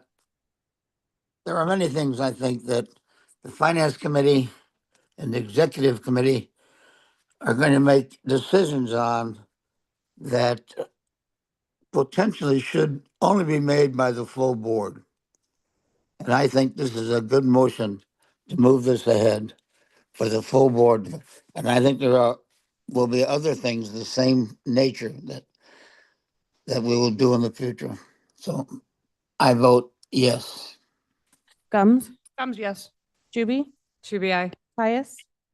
This is a yes for the amendment to take it off. Off. Yes. Lewis? Lewis, yes. Linder? Linder, yes. Molina? Molina, yes. Sanchez? Sanchez, yes. Strathman? Strathman, yes. Surges? Surges, yes. Tepe? Tepe, yes. Roth? Roth, yes. Placed off Okay, consent? so it's going to be off consent. Do we have Mr. Linder and then Mr. Caius? I've just asked, that list of projects, I'm sorry, the list of projects, Linder here. Did you mail that to all of us or did you just send it to Chris? We only distributed it to a couple of board members. Yeah, I think we ought to all have it because we're going to have that discussion when we get to the It board. does need to go to the full board as quickly as possible, Michael. Okay, thank you. Mr. Linder, is that it? Okay, Mr. Cass. Again, this is procedural. We either kill it here or if we pass it, I think the appropriate thing, so we keep the discussion going. The board, full board, as a full board can then postpone it for a month. While the full board gets the full information, all of the information that our executive director is talking about. So just to mention that, yes, If I'm going to this- vote for it to move it ahead because the discussion is well worth it. Oh, I totally concur. And yes, I would hope that this board does pass it to, this committee does pass it to the full board. It's a very important, meaningful conversation to have. Okay, this is it, and then we're done, all right? I just wanted to respond to comments. If I ask an executive director for a listing so that I can evaluate that listing, I don't think I'm out of bounds. I don't think I'm going in the weeds, but if somebody's going to ask me where to allocate money, if I only have a finite amount of money and you are asking me to either give it to Myrna's group in the judicial or give it to the road group, I don't want to feel that I am not entitled to ask for a listing. And Ms. Juby, whether you feel that that's me getting in the weeds or not, I don't think I'm out of bounds asking that information, nor do I think that that was a wrong request. So I'm not that I'm defending myself, but I got to be honest with you. I don't want to feel like I'm backed in a corner and that I can't ask for information. So And if I may, before you take the vote, I had a similar circumstances with the mayor of Batavia, spoke to me about a potential reduction in improvements on a what I consider a very dangerous intersection. And I said, is it federal dollars being cut? And obviously it's not, it's local dollars. Just, yes, we need to know because we will be asked by mayors, townships, people, what's happening. So I think we're ready to take that vote. So I look forward to getting that document and take the roll call, please. Allen, Alan, I. Berman, Berman, yes. Gums, yes. Yeah. Caius, Guys, yes. Lewis, Lewis, yes. Linder, Yes. Molina, Molina, yes. Sanchez, Sanchez, yes. Straffman, Yes. Surges, no. Yes. Roth. Roth, yes. Passes All with right. one no. Okay, thank you, Mr. Leonard. Good job. All right, Mr. Surges, your turn.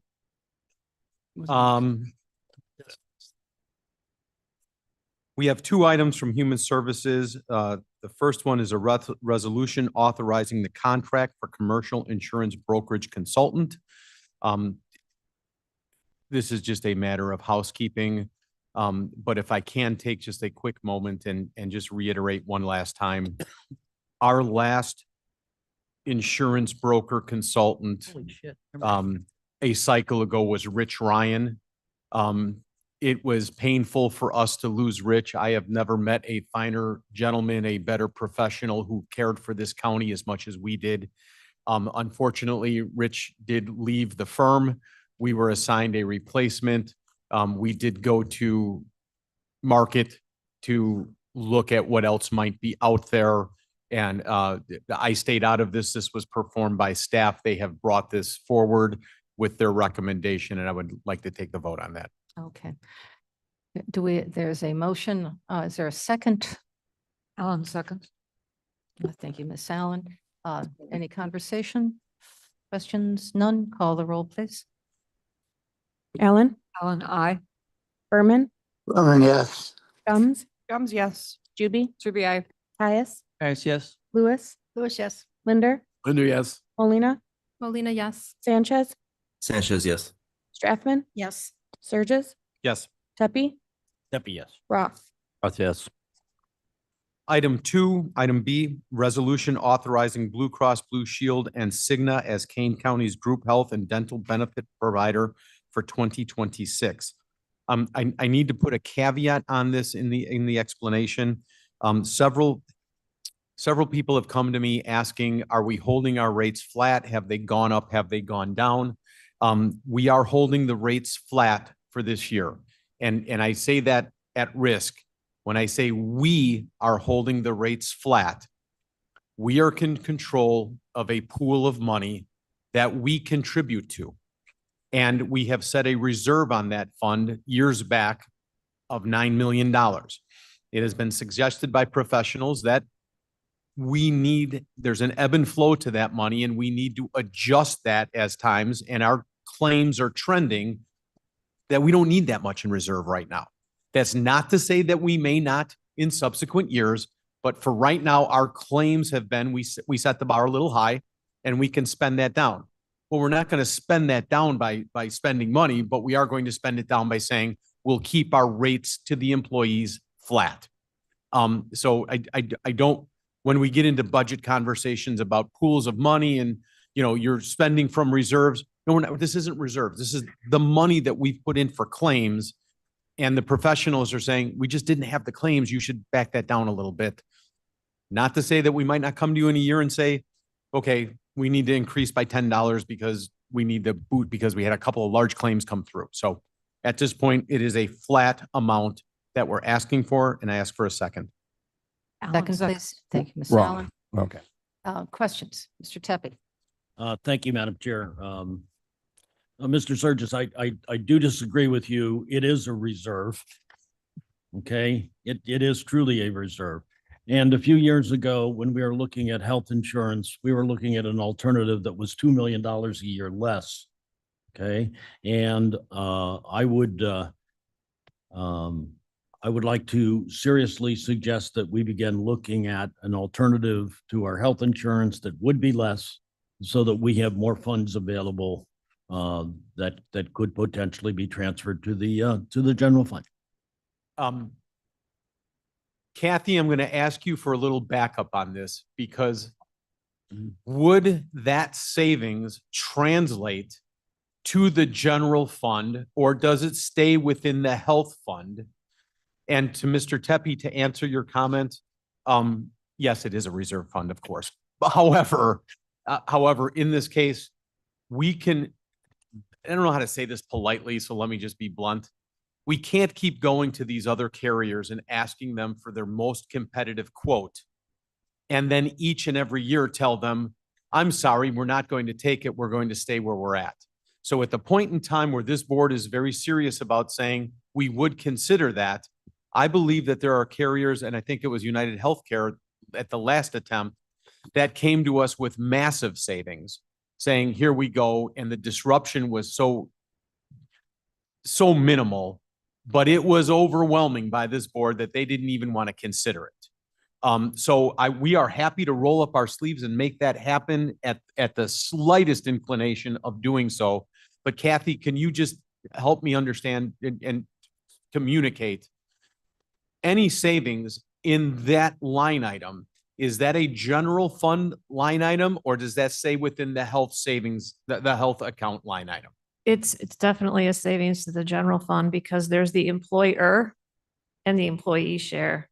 So the employer share of the contribution hits the general fund and other funds where employees are found in the county. So for the 26 budget, our employer health costs should be flat in our general fund, because we're not increasing the rates at all. And if we took a policy that had lower rates, then the employer share would be lower as well. So that would be less cost to our general fund.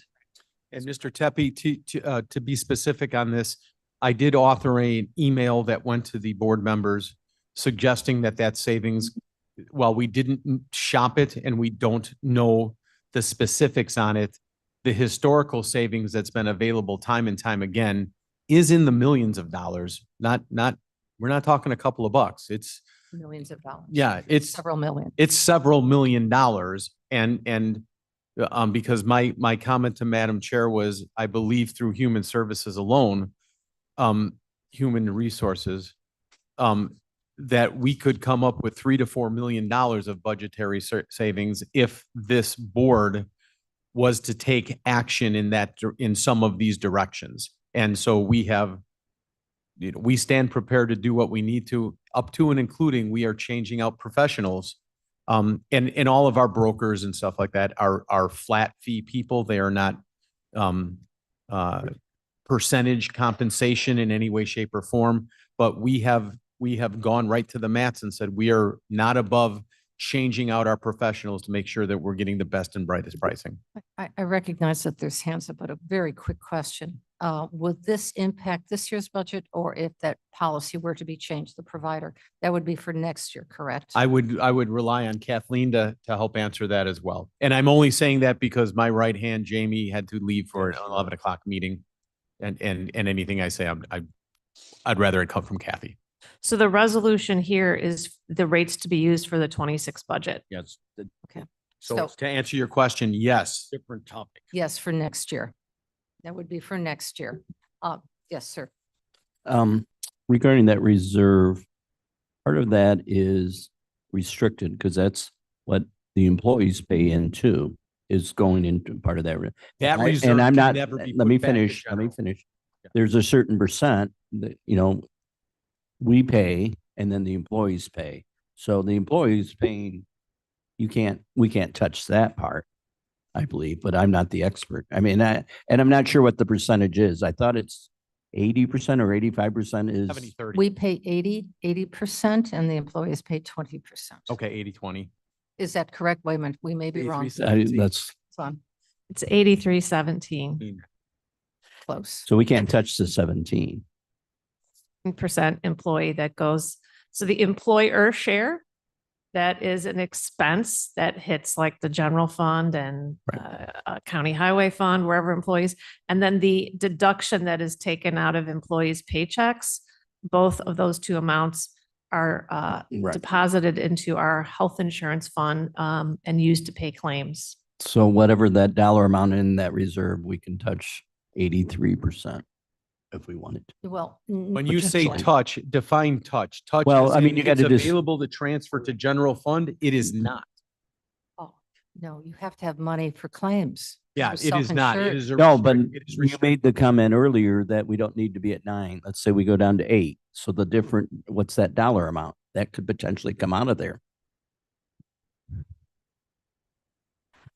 The reserve is to cover claims, right?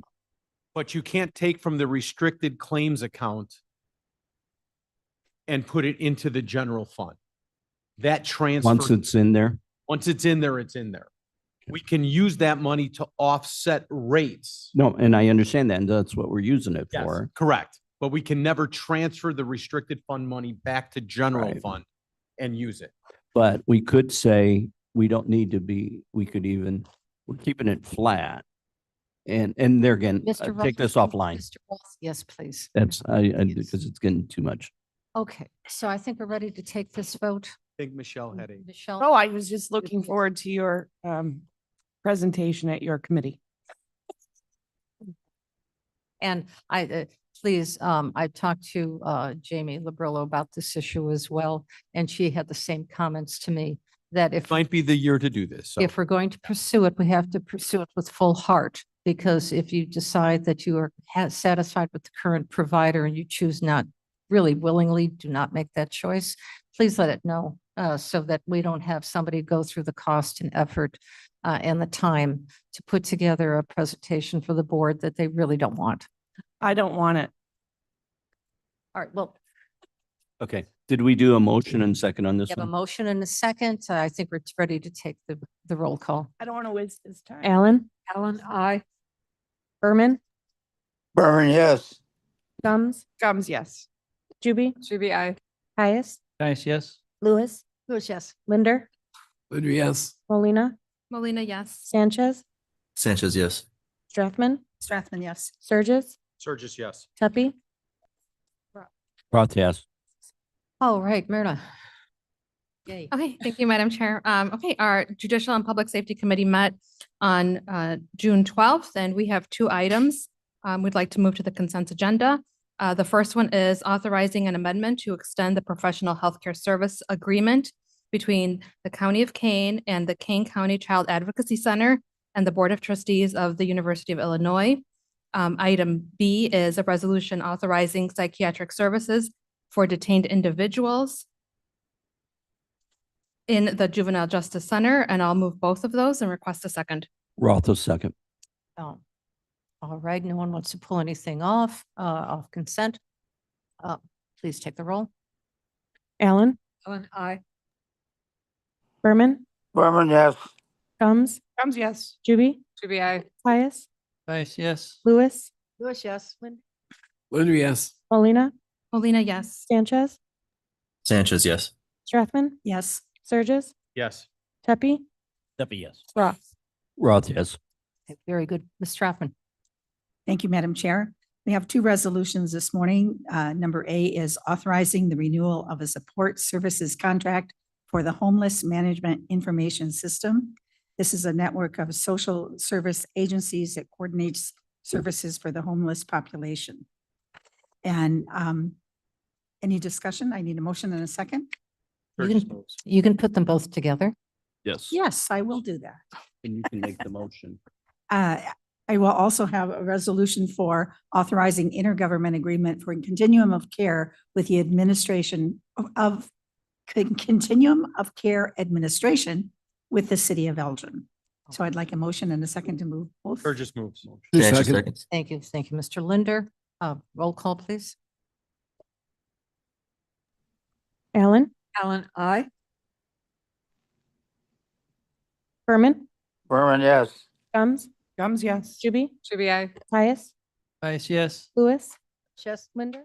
Yes. Molina, Molina, yes. Sanchez, Sanchez, yes. Strathman, Yes. Surges, Yes. Tepe. Oh, he's gone. Roth. Roth, yes. Okay, very good. Mr. Tepe has stepped out, so do we need a pause? I think he'll be right back. Who else is on the committee? Or Mr. Roth, why don't you go ahead? Oh, but would anybody like to pull out anywhere from A through P off consent? Just a few. Yeah. A through P, anyone? No.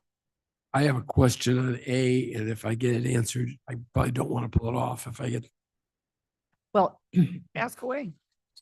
we have, here comes Mr. Tepe right now. Vern, we're on your committee. In conclusion, They're all been pulled off consent. We don't want to know the I was details. stalling as long as I could, Vern. Thank you, Madam Chair. My apologies. Before, okay, Mr. Tepe, so you know where we are. I just asked if anybody would like to pull anything off consent. Mr. Linder does have the question on A, but no motion has been made yet to move things forward. Number A. A. John, do you have a point? Yeah, let's just move B through P all together and then do A separately. That's what I thought. Actually, may I just explain it?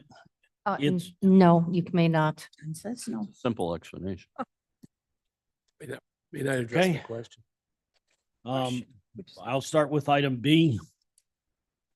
Resolution approving a motor fuel tax appropriation related to a Phase 3 engineering services agreement with Hampton, Lenzini, and Renwick Inc. of Elgin, Illinois for the Plato Township Road District, Muirhead Road over Canadian National Railroad Project, section number 17-12082-01-BR. These are township funds that we will apply. So this is for the township.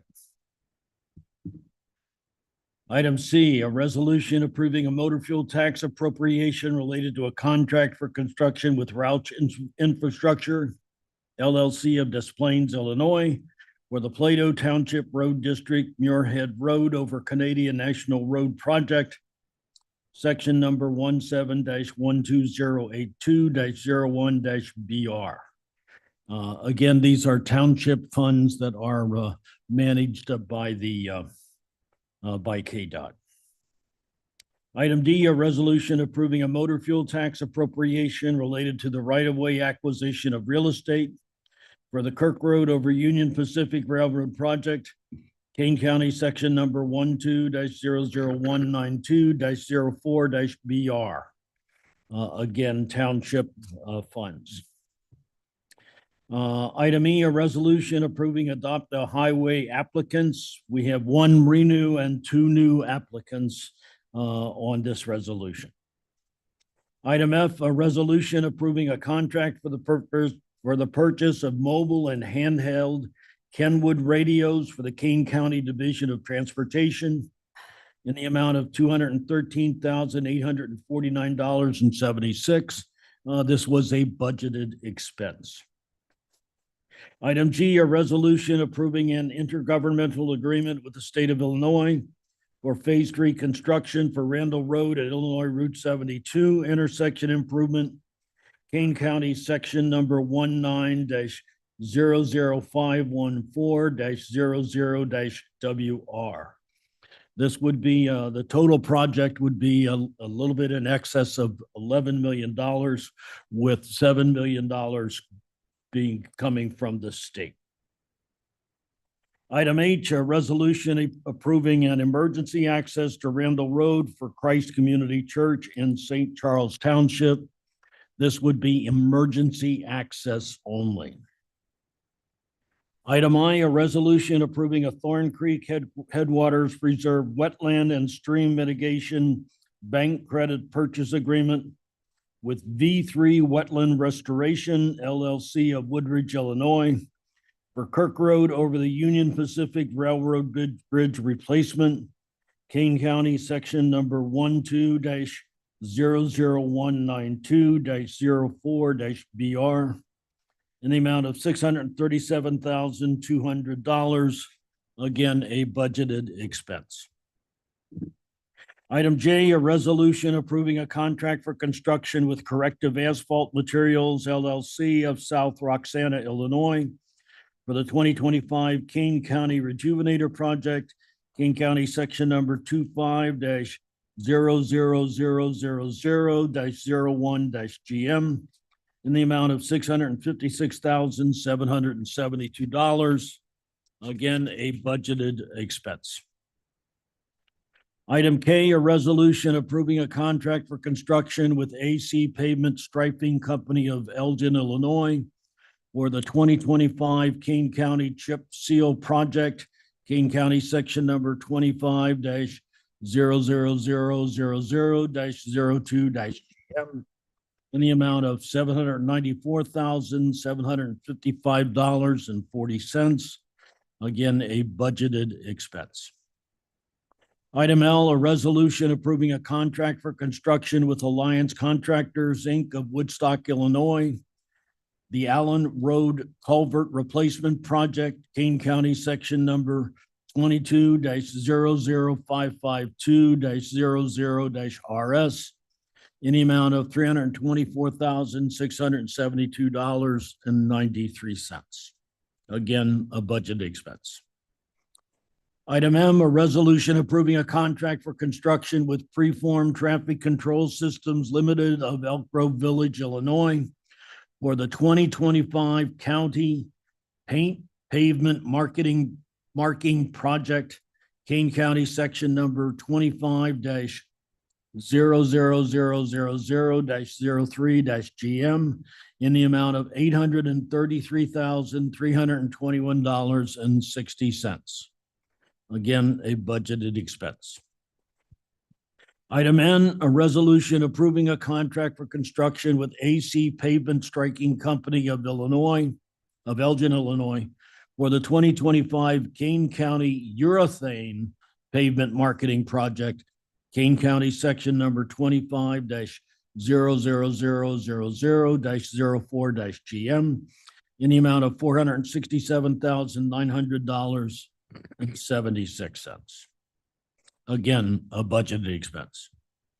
Item O, resolution approving a contract for construction with Path Construction Company of Arlington Heights, Illinois, for the Claude Hanson Bridge Repair Project, Kane County Section Number 23-00176-05-BR in the amount of $129,425 of budgeted expense. Item P, a resolution approving amendment number 1 to the agreement with White and Company of Darien, Illinois for Phase 3 construction engineering services for the Dalberman Road Extension, Kane County Section Number 15-00277-01-BR. There's no amount associated with this. It's extending the term of the agreement. Okay. I'd like to move all of these and ask for a second. Strathman will second. Thank you, Ms. Strathman. Certainly transportation is busy. Many, almost as busy as finance. So could I have the roll call, please? Allen, Allen, I. Berman, Burn, yes. Gums, Gums, yes. Juby, Should I? Caius, Caius, yes. Lewis, Bush, yes. Linder, Linda, yes. Molina, Molina, yes. Sanchez, Sanchez, yes. Strathman, Yes. Surges, Yes. Tepe, Steffi, yes. Roth. Roth, yes. Thank you.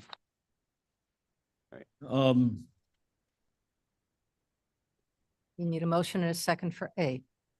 Okay, I need a motion for Resolution A, approving a motor fuel tax expenditure of ice control salt for Sugar Grove Township, 2025-2026 rock salt contract, section number 25-15000-02-GM. Again, these are township funds that are managed by KDOT. Okay. Caius move. Second, Mr. Caius, you seconds. Second. Okay, and yes, Mr. Linder. I just had a quick question. When we do this kind of a thing with the township, does this salt get delivered to the township or do we get it and dole it out? It usually gets delivered, but Turn the microphone off. Mike Sikozik, KDOT. The township's in control of receiving deliveries. They're in charge of even ordering. The way the contracts are set up is there's I think it's 80, they can order under or up to 80% or 120% of an amount, depending on how the winter goes, how much they want, and it gets delivered straight to them. Okay, I was just concerned about the process if we had to dole it out to them. So if we don't, I have no questions here at all. Thank you, Mike. the key thing, Mr. Linder, is we collect the funds and control the funds. Yeah, I was just concerned about who gets stuck with the access or how do we weigh out a 10-ton load to them and that sort of thing if we were having to deal that and cost of our people and do all of that. But if it's just a money transfer thing, that's fine. Delivery. All right. Any further questions on A? None. Clerk, call the roll, please. Allen, Allen, I. Berman, Burn, yes. Gums, Juby, I. Caius, Yes. Lewis? Yes. Linda, yes. Molina, Molina, yes. Sanchez, Sanchez, yes. Strathman, Yes. Surges, Yes. Tepe, Steffi, yes. Roth. Roth, yes. All right, that ends our consent agenda. Before we go into executive session, would anybody like to take a personal break? Yes. I second that motion. So let's take a break and let's reconvene. It's 11:22 at 11:35. We'll start promptly. All right.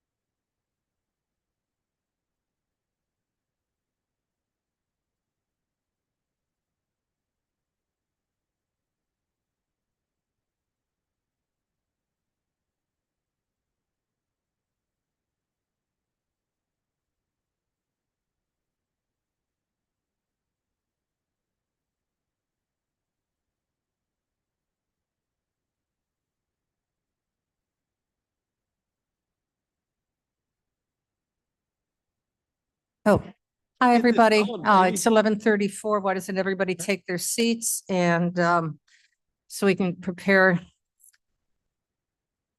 for the rest of our meeting? Everybody Did got I their say- coffee and water? Roll call. Okay, ready? to Take the roll? Here we go. Allen.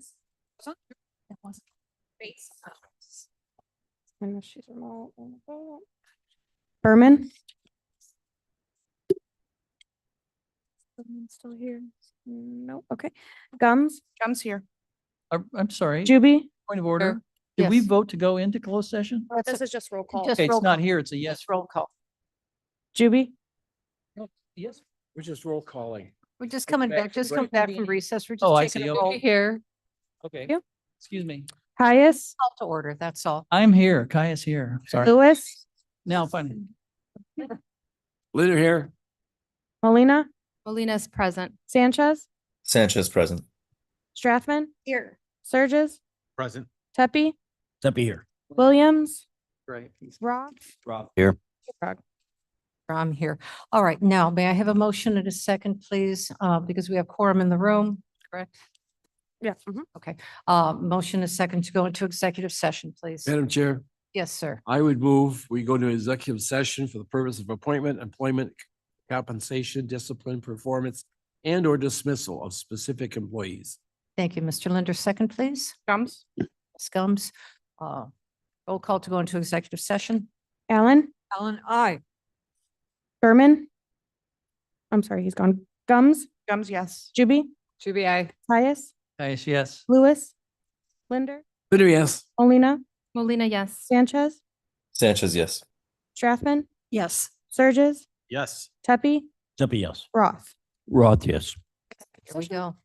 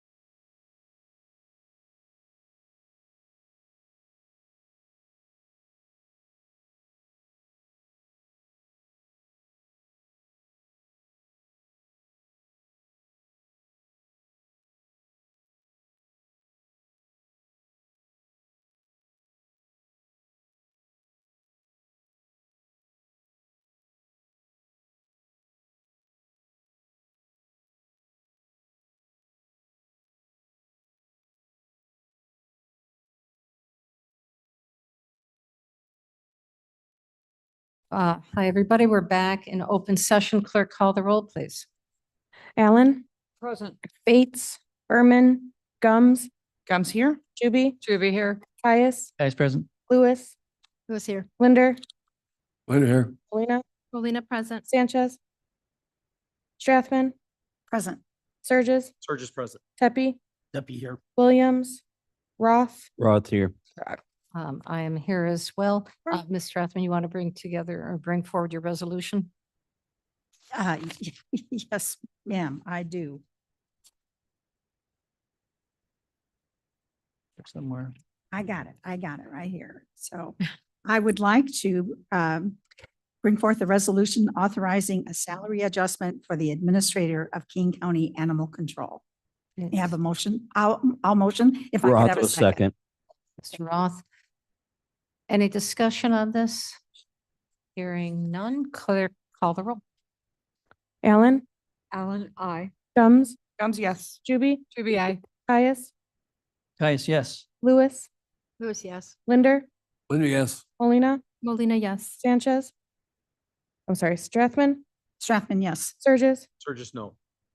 Tepe, Deputy, yes. Roth. Roth, yes. Passes. Thank you. Okay, very good. Thank you so much. Okay, very, very good. Now get out of here. Yeah. I will. Happy 4th to everybody. And I Happy apologize, I do 4th. have to leave. Happy 4th. I have a few comments. I just really quick updates. I've been reviewing the county board's budget. And as you know, and I have been, we've all been charged to see if we could make any reductions. So I've been going into a deep dive, including the benefits and compensation for the board members. And, you know, that is part of our budget. It's approximately about $1 million between the benefits and the salaries.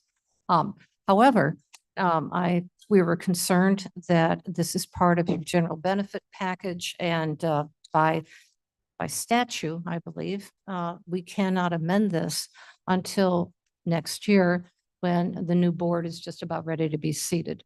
So there'll be no bringing forward of, there has been suggestion by the public and conferred by some board members that you're interested in reducing the $5,000 increase in the board's compensation scheduled to begin in late 26 after the November election. That remains in place right now. No further discussion can be had on that because it doesn't matter. Because it would be impacting the 27 budget going forward, and any amendment, revision in any of your compensation likewise will have no matter for this year's budget conversation. So meaning that there is very little for the county board budget to cut, because those cuts were already made very willingly when requested for last year's budget. And the budget has remained pretty flat, our budget, since that period of time. So I just want to give you an update. I will be presenting it in August at the executive committee as promised.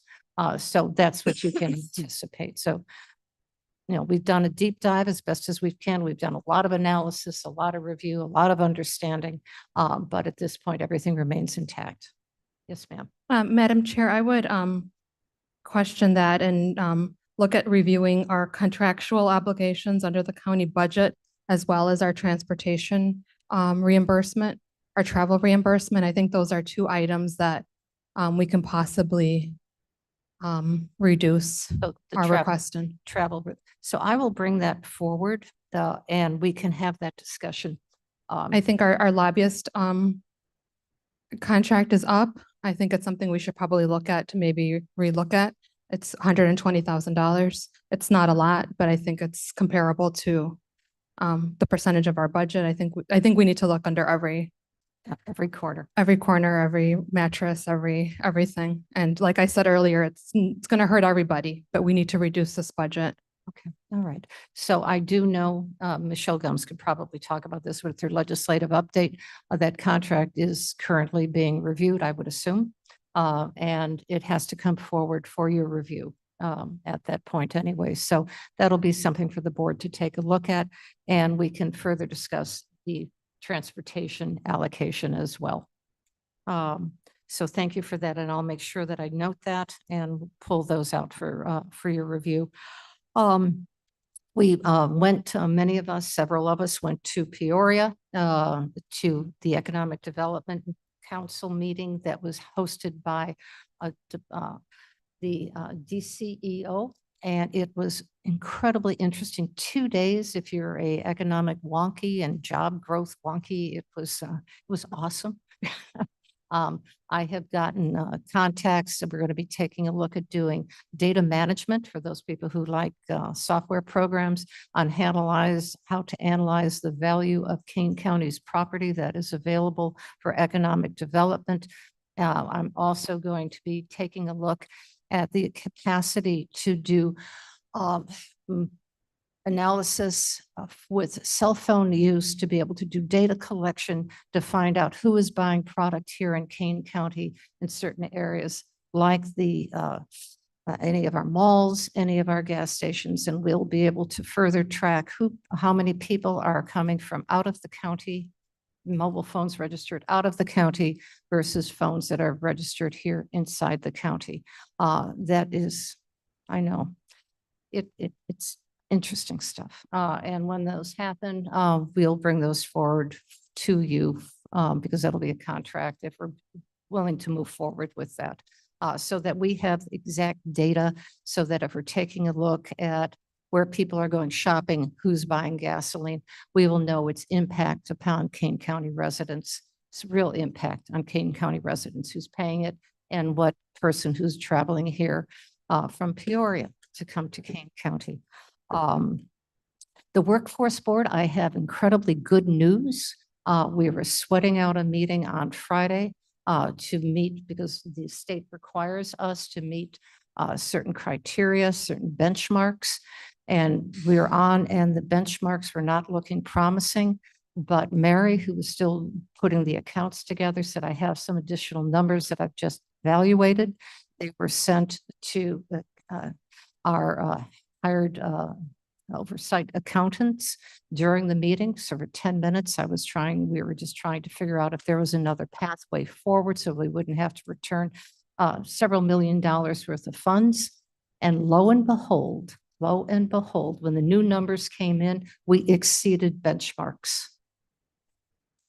Even DCEO cast a smile and did a little applause. So, I was very thrilled. So it's a first step in the absolute strength, the right direction. The Workforce Board is working incredibly hard. The staff is putting in so much blood, sweat, tears to get this up and running appropriately. And next time you see one of them, congratulate them because they're working incredibly hard. So that's my update. So legislative. Thank you, Madam Chair. The legislative update, what I have for you so far is first, I'd like to invite everybody to the July 16th Legislative Committee, whether you Zoom in or not. McGuire Woods is planning to do a large presentation on what they accomplished and what their goals are. Currently, I don't know if you're aware, but HR1 where is it? Oh yeah, Washington. I was going to say the big tent.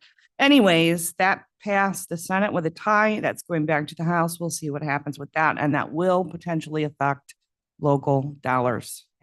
So our defense in Washington is extremely important.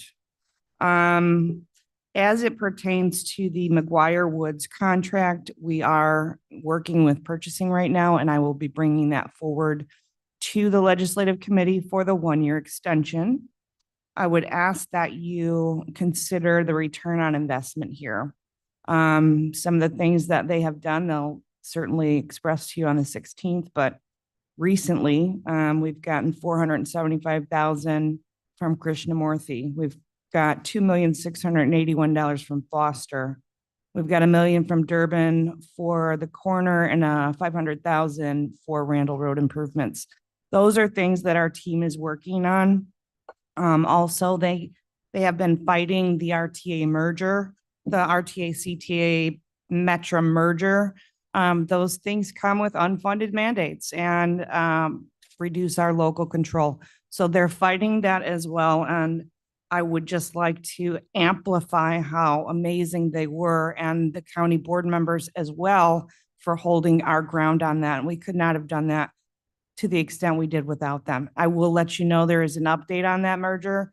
It looks like the House bill is going to, they're talking about the House bill that does not include the money. But the governance has not changed. So they're not going to give us the governance. The governance is we need 16, not 15. And as of today's date, I am aware that our color counties have not budged, nor will they. That may change, but hopefully not. And our team is working hard to get that done. And also, yeah, I think that's all I got.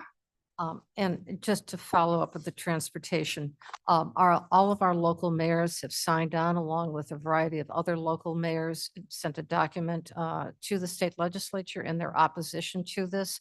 But I would like to, since we had a lengthy discussion about RTA funds, I want you to all be aware that that still has potential because they have that revenue gap, which we're all aware of, that the first consideration was to sweep it, sweep it, away from the collar counties to use as a form of funding this merger of the RTA, which means there would be a deficit for us as well, which we right now are not in a position to make up. So do be aware of that as we start talking about that. It's not going to be over until the fall when they take that final vote. So put that as caution. Don't count on that money. I'm just concerned about it. We're all We'll be advocating for not having that. There's a great opposition to that, obviously, for all the right reasons. The collar counties are united in that. With that impact that will happen, it'll be devastating. But also equally devastating is the governance model where we will be outnumbered. The collar counties will be outnumbered 3-1. It's a problem. And I'll just wrap that up with, you know, as it sits today, I'm proud that we are holding our ground because in the end, we don't want any more unfunded mandates. We are going to need to be defended. And, you know, yes, we all have connections with our folks, but when you're considering this 1-year extension, I asked you just to consider that as well, because it's super important to me. Michelle, do you have any update, if I can, on the solar field? Hot mess. consortium of- I could call it the hot mess. Okay. There's a there is a task force. That legislation did not pass this last term. We are continuing to fight that. Now, our lobbyist team, our board members and our legislative committee will continue to fight for local control. That's one of our tenets. And that is something they do on a regular basis when they are down in Springfield talking about this particular piece of legislation. We have not budged on that either. We want our local control back. And again, doesn't always come out in money, but it comes out in lots of other ways. So I don't know if they'll take it up in veto session, but if you want to zoom in on the 16th, they might have a little more information, but yeah. I'll keep you posted.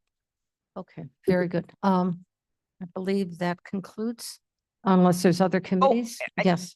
Apologize. I got a couple, 2 seconds. I just wanted to add, if you did not hear it before, we did also in this last session get several bills passed that we initiated. So I want to thank all the board members for contacting their legislators as well as our team, because it takes a village. So, and those were good things. So there, I'm done. Thank you. Good report. Okay, committees. Committees, E&E, this is a report that we visited this last Monday, the Waste Management Recycling Facility in Hodgkins, along with Claire and Miss Allen and a couple other people. Oh, Mr. Gripe, that was it. My partner in crime. Wastewater. Visited, good job, and it was Mr. a Gripe. fascinating visit. And well worth the visit if you get a chance to go. As far as administration is concerned, our budget is progressing. Judicial, and I know you're dying to hear this, the Judicial Center parking lot is proceeding and finishing this month or early August. But there will be no interruptions for parking or access during that time. That's it. Okay, very good. Anybody else? Yes, sir. Madam Chair, just briefly, I really, and I don't know who made the decision, and I'm not being critical, but I think we made an error. Every year, we would acknowledge our long-term employees here at a board meeting, and this year we decided to do that differently, not do it at a board meeting. I don't know that I like that. I think it should be, I mean, these people have put in 20 years, 30 years. I would sure love that, we used to give them cookies, and I understand it was a feeble attempt at all the dedication they put in, but I kind of, It's been 2 years now in a row that that's been happening. yeah, that's, I think we can do better, but that's just me. Okay, okay, very good. It was a wonderful, wonderful event. Lovely event that happened. Anybody else? Okay, all right, may I have a motion, a second to Linda, move adjournment. adjourn? Thank you. A second. Okay, all in favor? Aye. Okay, happy 4th of July all. What is that? What is that?